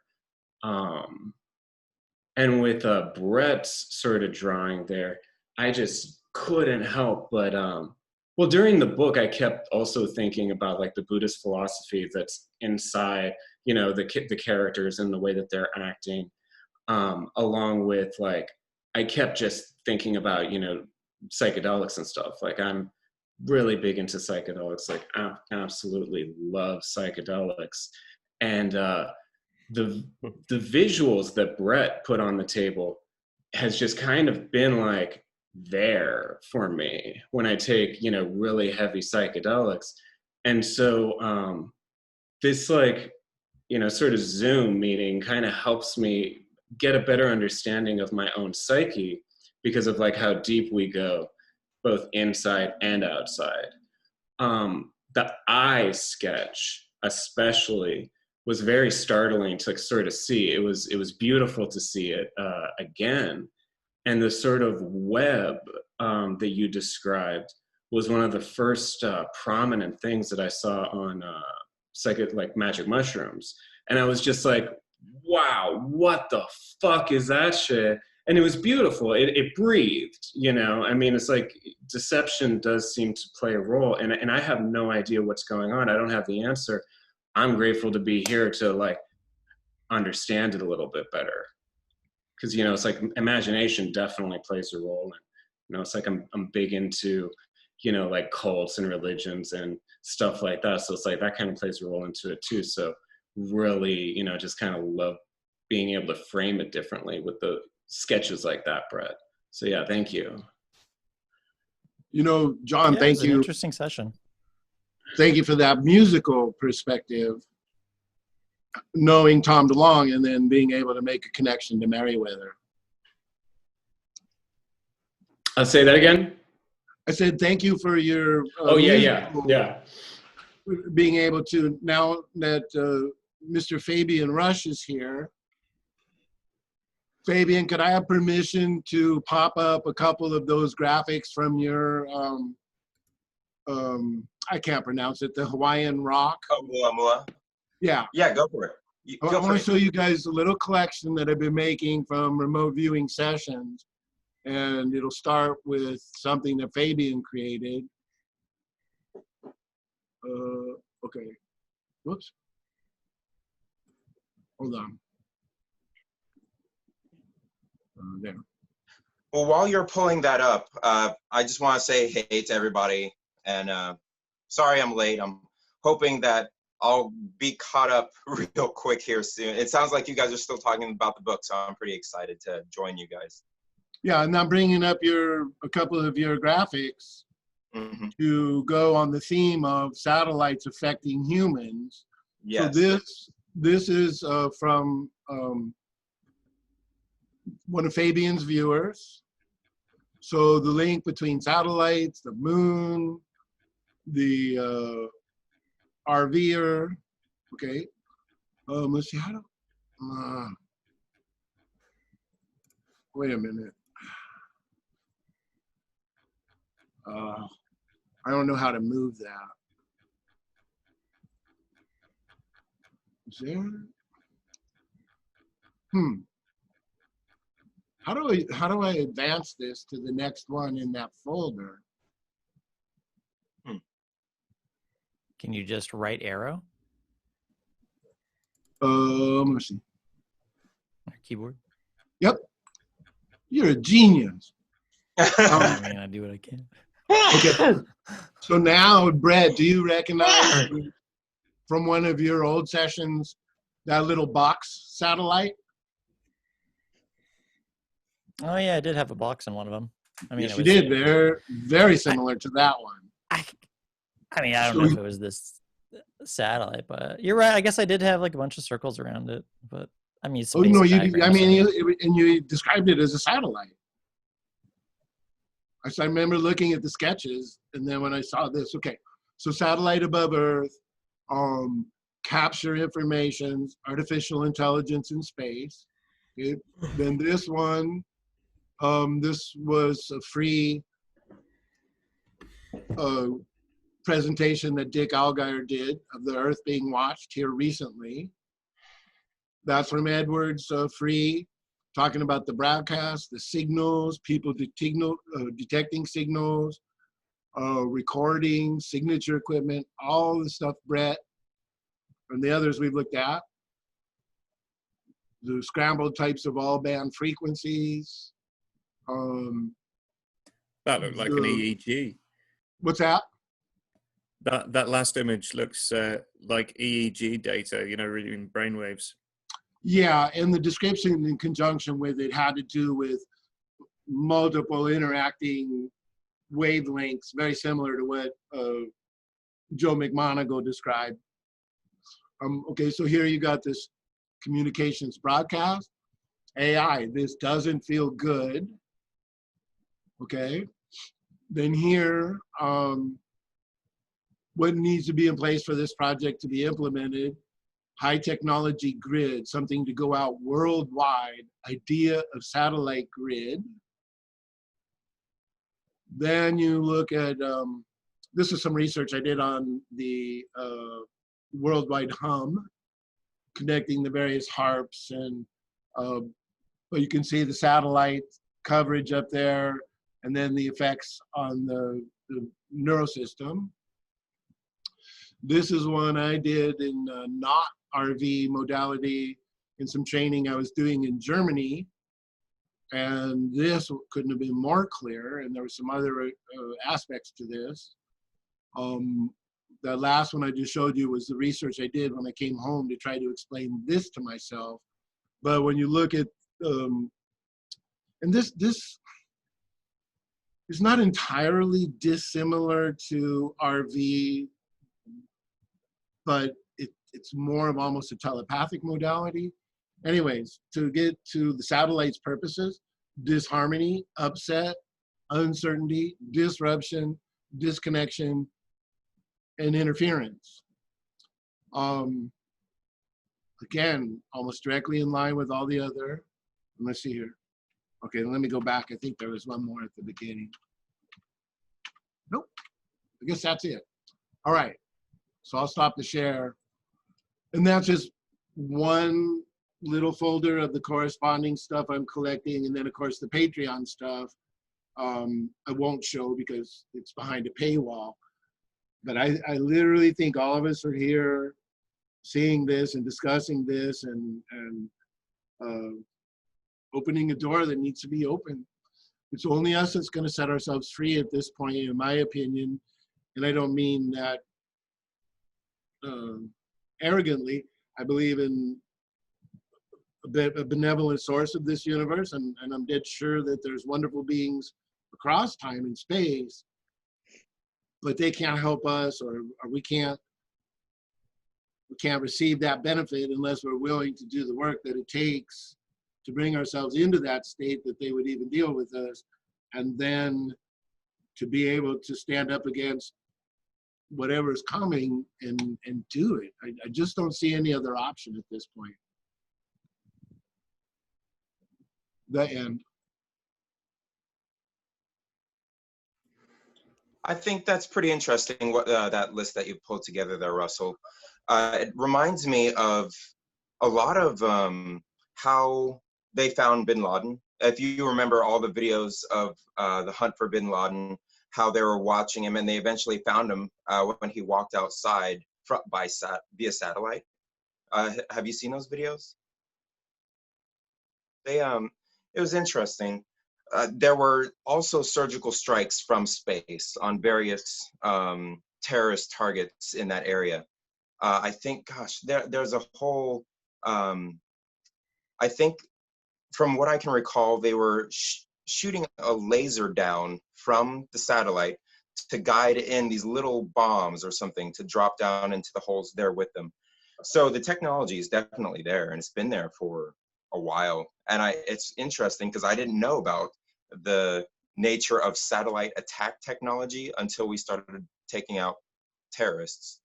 So that's so what you're talking about is there's definitely some real life stuff to back it all up. So when you're pulling this information together, what are you planning on doing with it from here? Like, what's your are you trying to investigate it further? Well, most of that before I was sitting here in the basement talking to myself about it. Now that other people are stumbling on it, like your work, of course, I was like, whoa, and you know, so everybody seems to be putting something out in the arena, so it's encouraging to start a discussion. I have no idea where it's going, and let's say we completely figure it all out, and these weapons or whatever are so immense that there's nothing we could do about it. I don't know. I believe somewhere deep down inside myself, it's time for us to take action to our own liberation, which along with these multiple fronts of disclosure, we've got to say, we see you, we know you're there, and we're just blanking fed up with your effects on our culture, on our world, on our people, on our lives, and we're done with this shit. And whatever goes from there, you know, I remember Hal told me, and he gave us a little bit of an inspirational speech. One of the mechanisms they want to create, and I think I've mentioned this before, but I'll say it again for those that might not have been here. They want to create a global app. And he was telling us this at a large lunch and addressing a few people. So to the Stars Academy wants to set up an app where if someone, you know, Brazil says, oh, there's a UFO, boom. Everyone else that signed up on that app in that area can now go outside and get pictures simultaneously from different points of view of whatever this is and have that go global. So I waited a little bit and then I said, okay, it sounds almost like you want to flip the tables.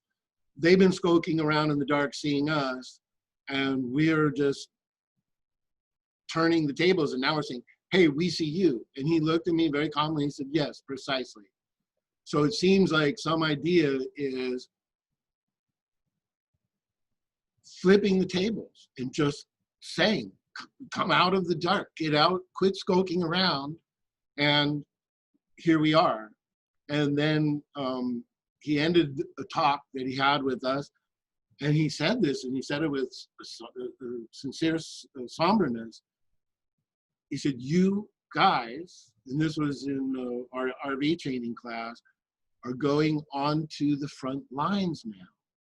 And he didn't, it wasn't like he was giving us a military marching command, but he used the term front lines almost as if, you know, there is a battle for our freedom, for our autonomy. And Ingo was very clear. He said, whoever you are, let's put our perception to work to expose this agenda. So as far as what it means, where it goes, I mean, you know, like I said, I've been keeping this to myself for so long, and now I'm finding everybody. They're picking up the books, they're finding this. Fabian's putting out projects. This group's doing disclosure. Daz's group, Courtney's group. I mean, something is happening, something's coming together, and whatever the thread is that brings us into common ground, I believe in that 100th monkey. I believe in the momentum of consciousness where there'll be 1, 2, 5, 10 people that join in, and boom, suddenly we have an exponential increase in our collective power and ability. I don't know how else we're going to get out of this, what I think is a trap.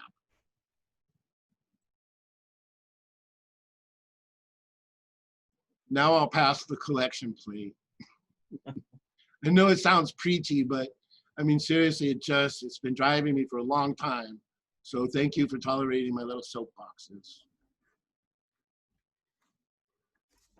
From my perspective, it's interesting how how this has developed over the last, I think, 3 months. How so many people that aren't connected seem to be coming forward now with this information, and even more now that Brett showed us the stuff that he got in the past as well, Fabian stuff as well. It really does seem like, because I know we're doing crypto viewing stuff, and it's almost like our sessions being hijacked by this information. So it's not like we're purposely going out and looking for this. It's not there. I had the same thing. So it's I've had the same thing too. It's Hijacking interesting, isn't it, occurring. to see what's going on, and maybe that's one of the reasons why we all got together. Maybe we should meet somewhere else and have a combined effort to see if we can maybe get to the bottom of this in some way. There's enough of us now that from different angles that we could do this. Yeah, What do you envision? Spread out enough among enough countries.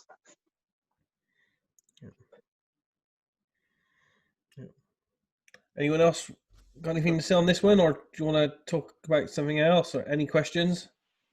Are any of you hearing those humming sounds that Russell mentioned? Okay, a few of us. I am too.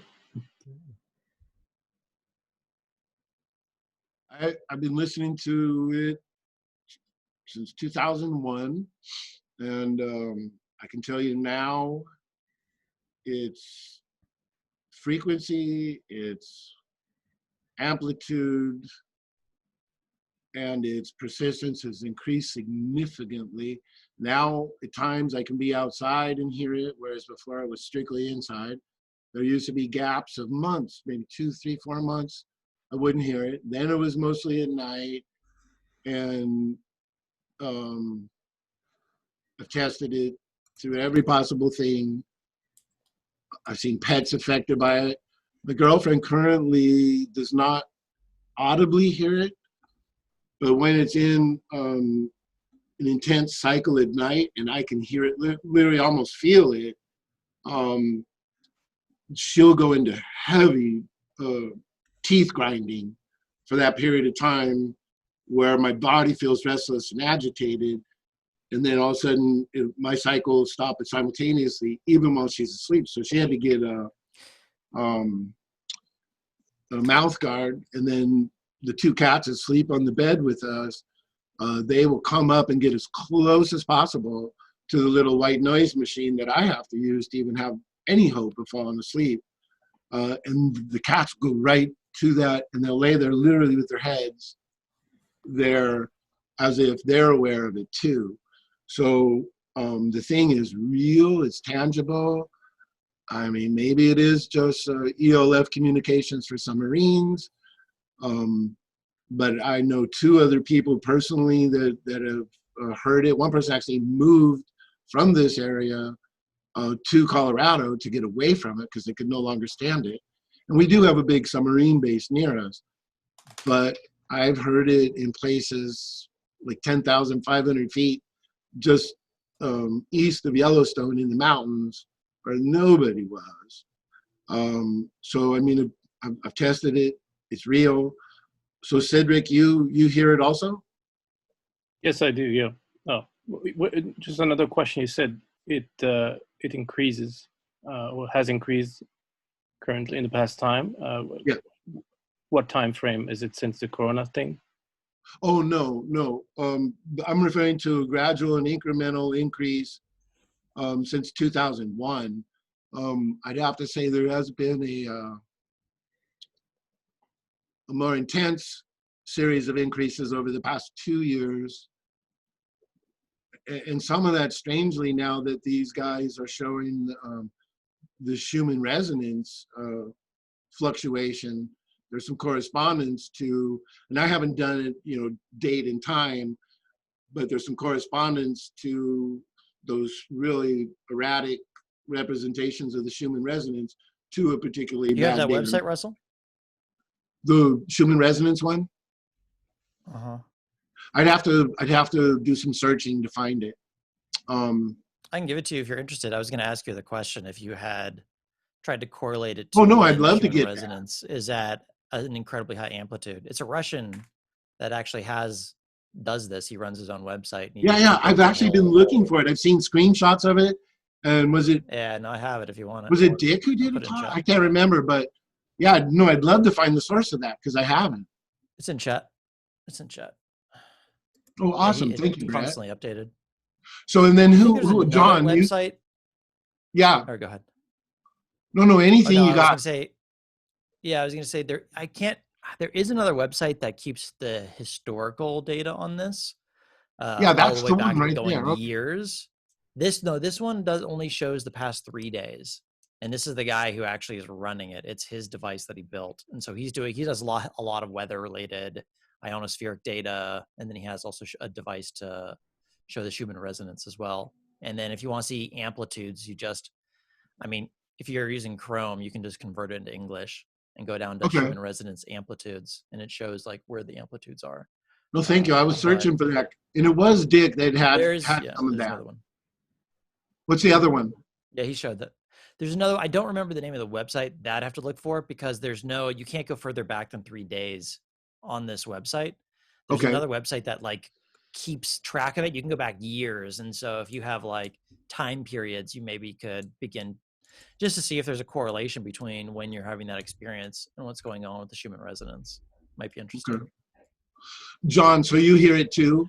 Yeah, I mean, just today I was researching like different books about tinnitus on Amazon, and was like, supposedly there's like a book to cure it, if you will. I think, like the general public, if you will, just call it tinnitus. I think that's what it is, but at the same time, I don't know what it is. It drives me crazy. And I don't recall a time in my life when it wasn't there. And so, it's like I spend a lot of time trying to find resources to quiet it down. And I bought like these earplugs at CVS for $20 that have ceramic in them. And it basically killed the hum. And then I lost the earplugs and need to get them again. But it's I can't really get away from it. It comes back.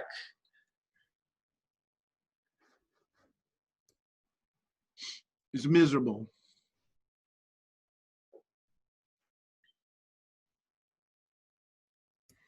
I've heard people talking about hum for many years. I think it started off when I first heard about it, called the Taos hum, was it, or something? Taos hum.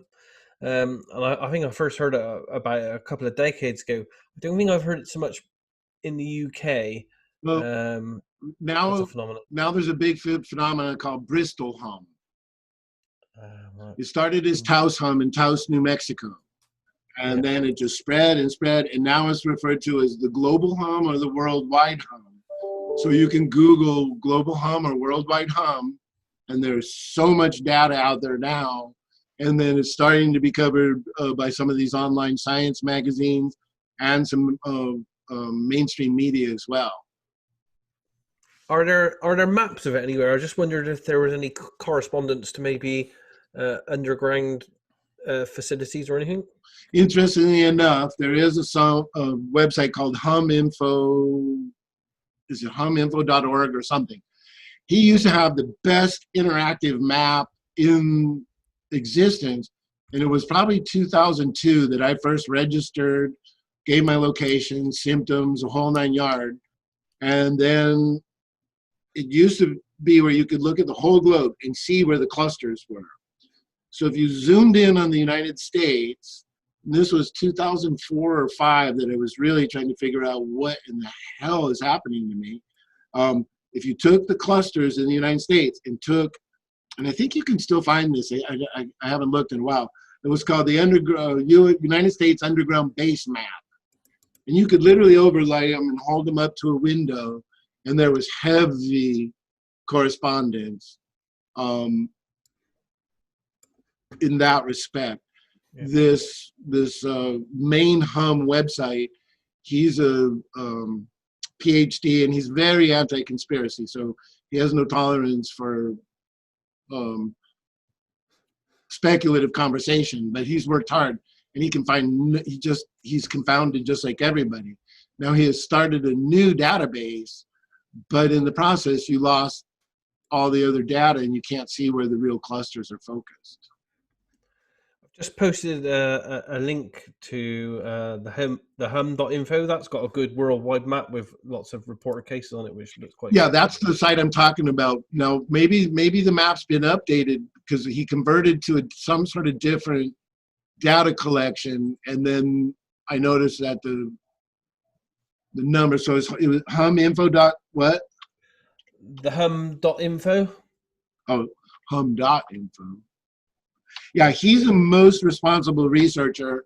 He's been on interviews, TV. He's the most credible. No, can't be. It's got to be huminfo dot something. The link I just found, I posted in the chat. Oh, okay, hold on, let me. Yeah, okay, thehum.info. Yeah, but if you Google Worldwide Hum, now you can see Psychology Today actually did an article on it. It's become so severe.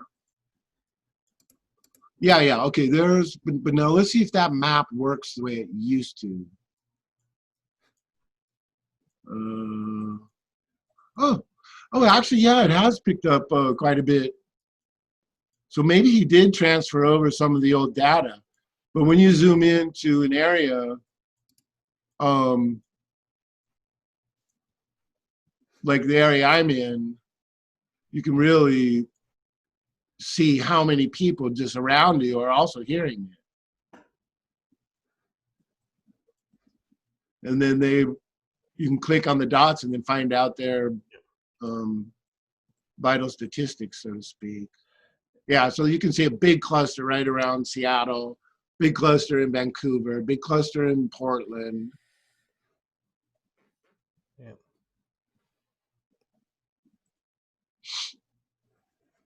Yeah, there definitely seems to be some pattern to the clusters there. Mm-hmm. Which is interesting.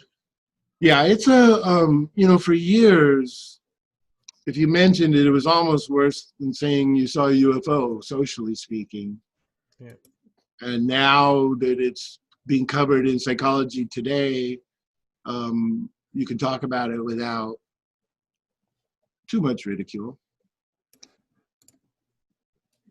Very interesting. Yeah. Yeah. So is that maybe a reverberation of the microwave canopy being built around the Earth? I don't know what to say about it. I remember the very first night it ever happened, it hit me like I sat up out of bed. I literally got up, went to my circuit breaker, shut the whole house down, was still hearing it, went outside, nothing, silence, it stopped. Came back inside, like this, no power. I mean, I went to every length to try to establish and identify what that might be. That must, from my perspective, that must be horrendous because I have this. When I hear like some electronic devices that are close to me, then and they have this kind of electric frequency hum. If I hear it in the background, it just drives me absolutely crazy. I just have to chuck it out the window. So that would drive me out. I'd have to move. Yeah, the hardest part, like for me, one of the main manifestations is something like not restless leg syndrome, but something like it's just like, oh, you just either want to move or relax, and you can't relax. And when you see the animals agitated and other corresponding data, you have to ask yourself what it is. And they've tried all kinds of debunkings, and most of them have been absolutely and utterly ridiculous. So when they start debunking something, then that's when you really want to question it. Yeah. It would be interesting at some point to see an overlay of the map with underground facilities, and maybe an overlay of the map with something like that map with, I don't know, 5G or 4G radio sites and stuff like that, just to see if there was any correspondence. There's definitely a change in the hum for me if I unplug everything in the house. Like internet goes off, everything's unplugged, phone is off. It almost feels like there's this sort of weird sort of like three-way energy source with like the phone, the internet, like Wi-Fi, but also a sort of like psychic pathway where like I'm actually also charging it, or we're charging each other. I have a question for you guys, John and Russell. Have either of you noticed anything unusual about the birds around your area? Are they, because you know the birds, I would imagine, would be affected by something like this almost more heavily than any human. Have you either of you seen anything as a result? Are they crashing into things? Are they not passing through your area? Okay, so I've heard this in Germany, Wyoming, Washington, Utah. I mean, it goes with you. So here right now, in fact, we were just commenting, the bird life around here has been terrific. We're getting a couple kinds of birds we don't normally see, tons of birds. So I've noticed no effect here. And then the other areas where I've heard it, I've never corresponded it to birds. I get the impression that animals are connected to it, do hear it. I haven't seen anything negative per se, other than an anecdotal, a few anecdotal experiences with a parrot that I have growing up that you know could seemingly be agitated a week or two in advance to earthquakes. But that's, you know, dare I say, a different frequency than what we're talking about. That makes me think that it's connected to animals too, though. Thank you. Yeah, I mean, I have. Oh, I'm sorry, Fabian. Go ahead. I was just gonna comment on what you guys were just saying, and this is interesting. This is all new for me. This is not something I've heard in my area, so I'm just curious. In my past experience, I figure it's one of those things where if all the animals are running in the same direction, you go in the same direction as the animals. They know what they're doing. So I was just kind of curious what you guys' take was on that. No, the only animal correspondence is I had a pair of brother and sister border collies for 15 years, and they would toss and turn and toss and turn when it was at its peak. But that was clear back when you wouldn't hear it for 2 weeks or 3 weeks. And then one night it would just be really strong or whatever. And then what I told you about my cats presently, who will do everything. I mean, they'll wedge me out of the way to get at their heads right as close to the little white noise machine as possible. So 2 cats and 2 dogs. Other than that, I've seen no other, animal correspondence. Well, and make of that. And anecdotally, like for me, it's been the loudest it's ever been this year. I want to say around February, and it got to the point where like other people started talking about it. So like I started to feel a little bit more comfortable talking about it. And it was just, I mean, like so loud one day. I was debilitated. I stayed indoors. And last year I also had an ear infection, and that amplified it in a very ridiculous way, because it would seem as if you can kind of channel through it to get out of it. If you through like, in my experience, deep meditation, like it's almost as if I have to elevate my own personality above its frequency to get away from it. Wow. Have any of you tried the active noise cancelling headphones or anything to maybe block it out?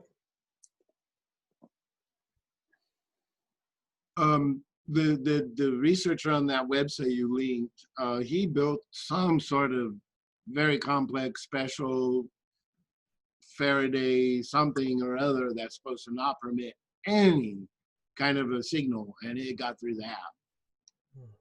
Russell, Go oh, I'm sorry. That Well, first and picture, oh, no, go picture ahead. that first picture that you posted, Russell, of it was the planet, and then it had like little bodies on it that said remote viewing or remote viewers, and then it had the. I mean, doesn't that kind of allude to that it like would be almost inhibiting like remote viewing perceptions or something? Is that possibly or no? You know, I'm not gonna. That's such a complex topic, and to be honest, I don't know, and haven't had the experience to determine it. I can only say when I perceived it in the practice I was working on in Germany, it was interruptive, disconnecting, interfering. But I knew of. I mean, I trained with Ed Dames and stuff, but I wasn't as nearly into remote viewing then as I am now. So I wouldn't know how to answer that. But Fabian, being the one that made that graphic and knowing the viewer, is there something there that you got, Fabian? That's an interesting question. I look at it and I try, when I'm looking at the viewers' results, I try to keep as little of my opinions out of it, as many of my opinions out of it as possible. Because the thing that I've noticed with viewers is sometimes they'll be on target for the most part. You can see how they relate to your target, and yet they're off on very interesting little things. These tiny little things that I think to somebody who's not familiar with remote viewing, they'd say, oh, well, then they're just off target. When really it's not that they're off target, it's that they are looking at something and maybe including an AOL that they shouldn't have. So when I look at the satellite thing, I'm trying to remember that project a little better. That was the Oumuamua target. And I didn't quite know how to take that particular feedback. I think my first, because it was Oumuamua, and what they gave me back was regarding an Earth-based, human-built satellite. It made me think, okay, so were they distracted from the rock, like stone body that was tumbling through space, and then they were more focused on the satellite that was scanning it? Or is that what they're seeing? And then they're now sending those results down to Earth to various labs here and there. So that was my first thought of it. And it wasn't until you, Russell, brought up that there were other projects that were seeing something similar that I started to think, well, maybe what if there is a different thing going on here than that's outside of my target that everybody's seeing that's the same. And so it's kind of like, are the remote viewers being directed in a direction that's more interesting to them, or something that is possibly more important but still related? So that's kind of where I got stuck with that particular feedback, because there was other feedback that was more specific to the Oumuamua object. And then that piece was interesting. I thought, okay, well, that must be our perception, how we're gathering information on it. So yeah, my results are all open to interpretation, and the fact that I only ran that project once, and these viewers did not spend a lot of time viewing these things. This Bolstack, I believe, is the one that made those results. She was, I don't know, maybe a few hours on the project, as opposed to people who put several weeks into this stuff. So further exploration, I think, would be necessary.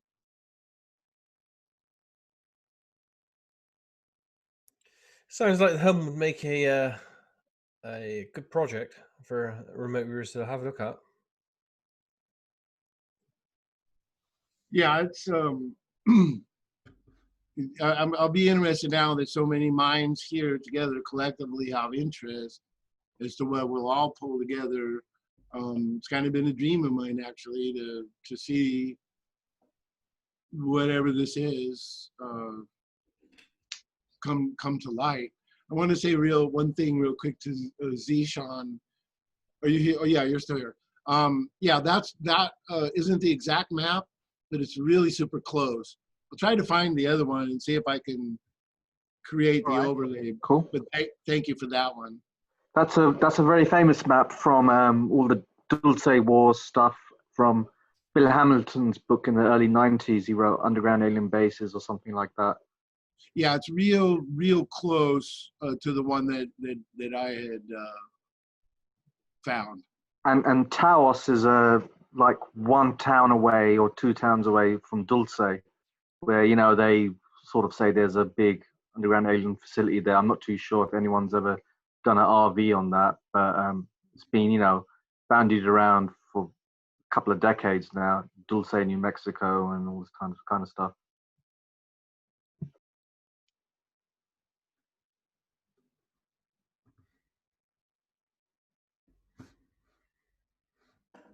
Okay, so we got a question here from Oana. I must ask, I keep thinking, do you think, is it possible that what you perceive as a danger could be implanted as a decoy?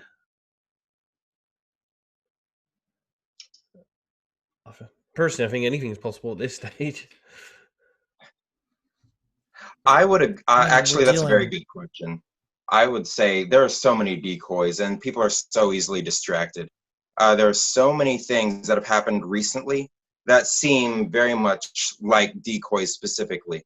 And one of the things I was just thinking about with this conversation back when Russell was showing the satellites was, I think it was 2018. Do you guys all remember when there was some, I don't remember exactly what it was. One of the sun observatories went down, and then multiple sun observatories around the world went down. You guys remember that? Yeah. Yeah. I thought, okay, well, I can't post this to my group as a remote viewing target right now because it's going to be on the forefront of everyone's mind.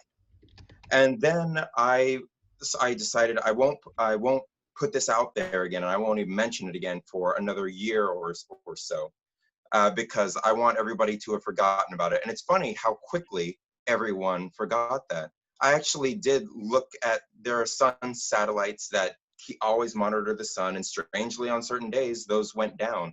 So everything seemed to go down at the same time for about a week, and then you read the news stories about cops showing up at these observatories and shutting the area down to the public. I thought that was interesting.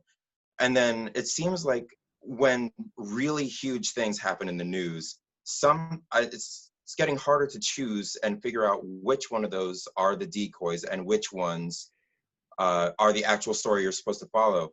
A few years ago, I noticed there was an Ebola breakout, and it had just reached the US, and then suddenly there was no more news reporting on it. It was just gone. And so it made me think, okay, well, what were they distracting us from? Was the news distracting us from something? And I'm finding that these stories seem to pop up every time maybe we're getting too close to something. So with Epstein stuff, when you have a whole world of people saying that Epstein didn't kill himself, then suddenly there needs to be a world event so that people will stop looking for people that are trafficking humans. There seems to be, that seems to be one of the things that is not a distraction. Somebody doesn't want us looking for people in human trafficking. So it's one of those things that as soon as COVID is over with, I'm really hoping we'll remember that there are human traffickers out there, and everybody will get right back on that. So there are a lot of things that seem to be decoys.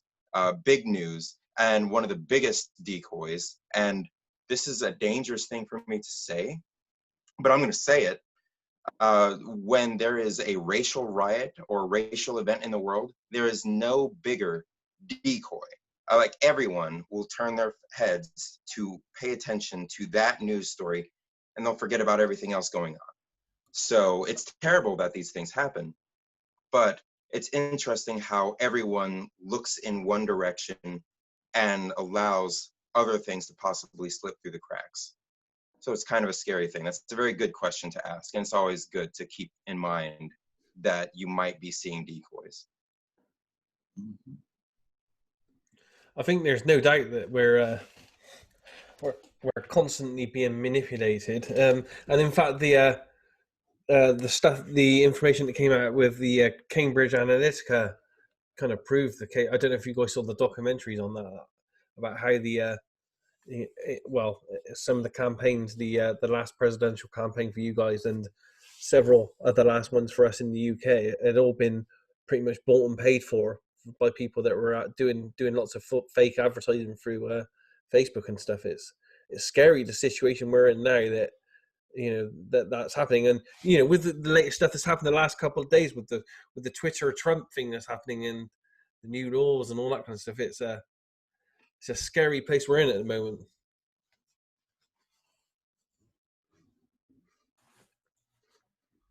Yeah, I sat up last night till I think 3 a.m.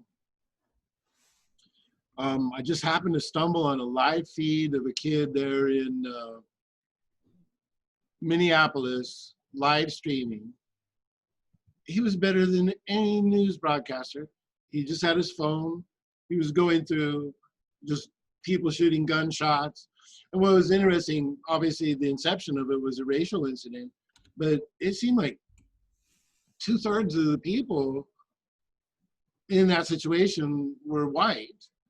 And I literally could not believe what I was watching. I mean, like, there was one thing where they'd set a building on fire, you watch the thing go, and then the facade started collapsing, the brick. This homeless guy walked over, lays down on the sidewalk, and wants the building to fall on him. A bunch of people go over, drag him out, they're yelling, then he runs back, and meanwhile, other parts of it are falling towards him, or falling, coming down the block towards where he was. Then he got in a big fist fight, someone knocked him out, and then they just dragged him, and then the building came down. And I'm just like, and then cars would pull up, people would get on top, they were just dancing with fire in the background. It was like either a good video game or a bad movie, but it was just incomprehensible that stuff was actually really happening in real time. I'm gonna check out the guy's feed tonight and see. It was some of the best coverage I've ever seen of anything. National Guard, firefighters. It was just madness, complete madness.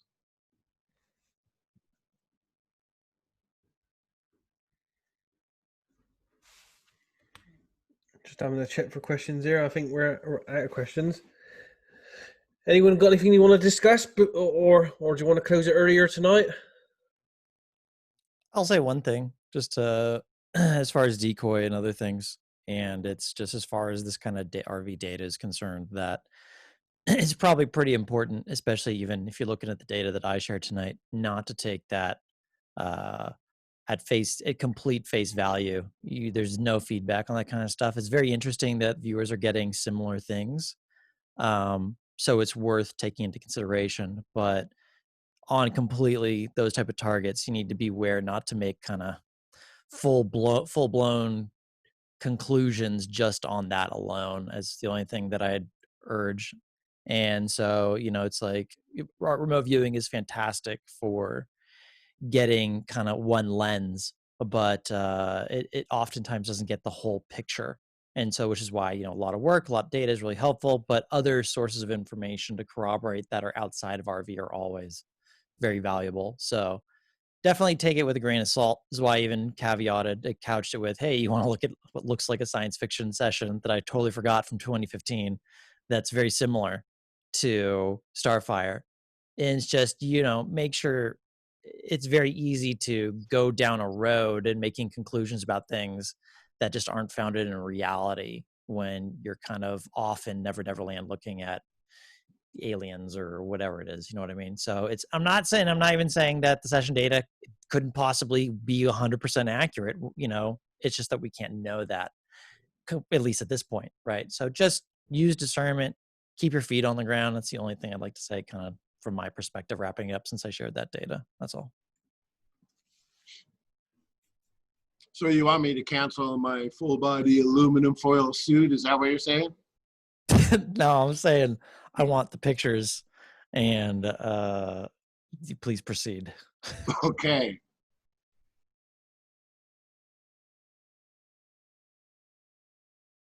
Does You anyone know, else? Russell, if you do that, the microwaves will just bounce around inside your suit and cook you even faster. A good microwave dinner. Yeah. Anyone else got anything they want to ask or discuss tonight, or do you want to quit early as it's half 12 for me here, 2.5 hours? Remote viewing is a good place to start. I think if you want to look in a direction, remote viewing sometimes will point you in a cool direction to start looking, and then you can look for real world stuff to back up what you're saying. That's why I wanted to ask about the birds regarding the satellite targets. The next animals I would ask about would be like turtles and whales, other things that their whole lives depend on what they're hearing in terms of their migration and everything like that. So there's a lot of data that should be available from completely unrelated sources, things that have nothing to do with remote viewing. You would never have to admit that you remote viewed something. You could just say, well, I talked with this nature corporation and they found that our whale population is decreasing because they can't get to their mating grounds because there's a certain noise that seems to be emanating from here.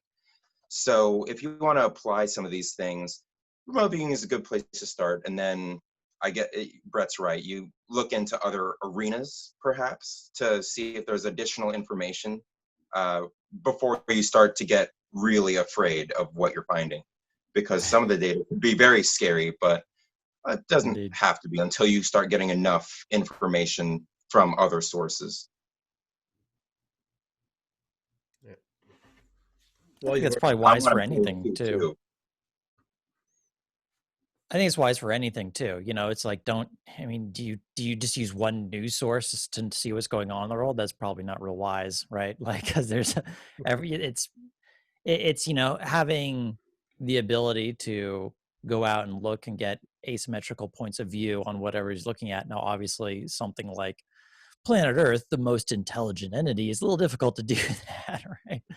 But it's you know, I don't know. It's just some people take some of this data just to such an extreme that that's almost it disables them from being able to operate, I feel, clearly with maybe some of the stuff that there is feedback for. And so it's finding a balance. It's a strange place to be in, to be honest, because for a very long time, it's all I was interested in was looking at esoteric stuff. But after doing it for years and years and years, it kind of just got like, okay, it's interesting, but I need to keep some feet on the ground too.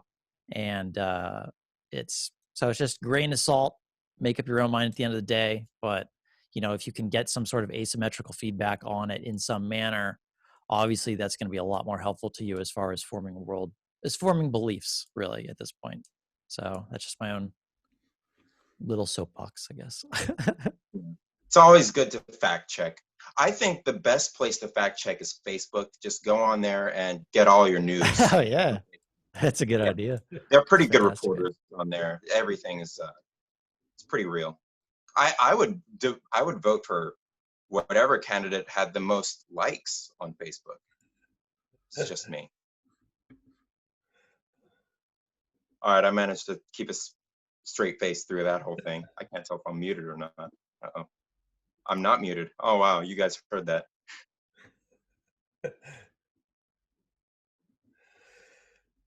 Well, I think we'll probably wrap it out there this evening then. Gone through a huge amount of subjects there this evening, from Ingo Swann to deep space objects. Well, I suppose that's quite a connection anyway. But yeah, it's been great chatting with you guys again. Well, I Thanks have for to doing say this. that I Same. enjoyed this better than any Netflix evening.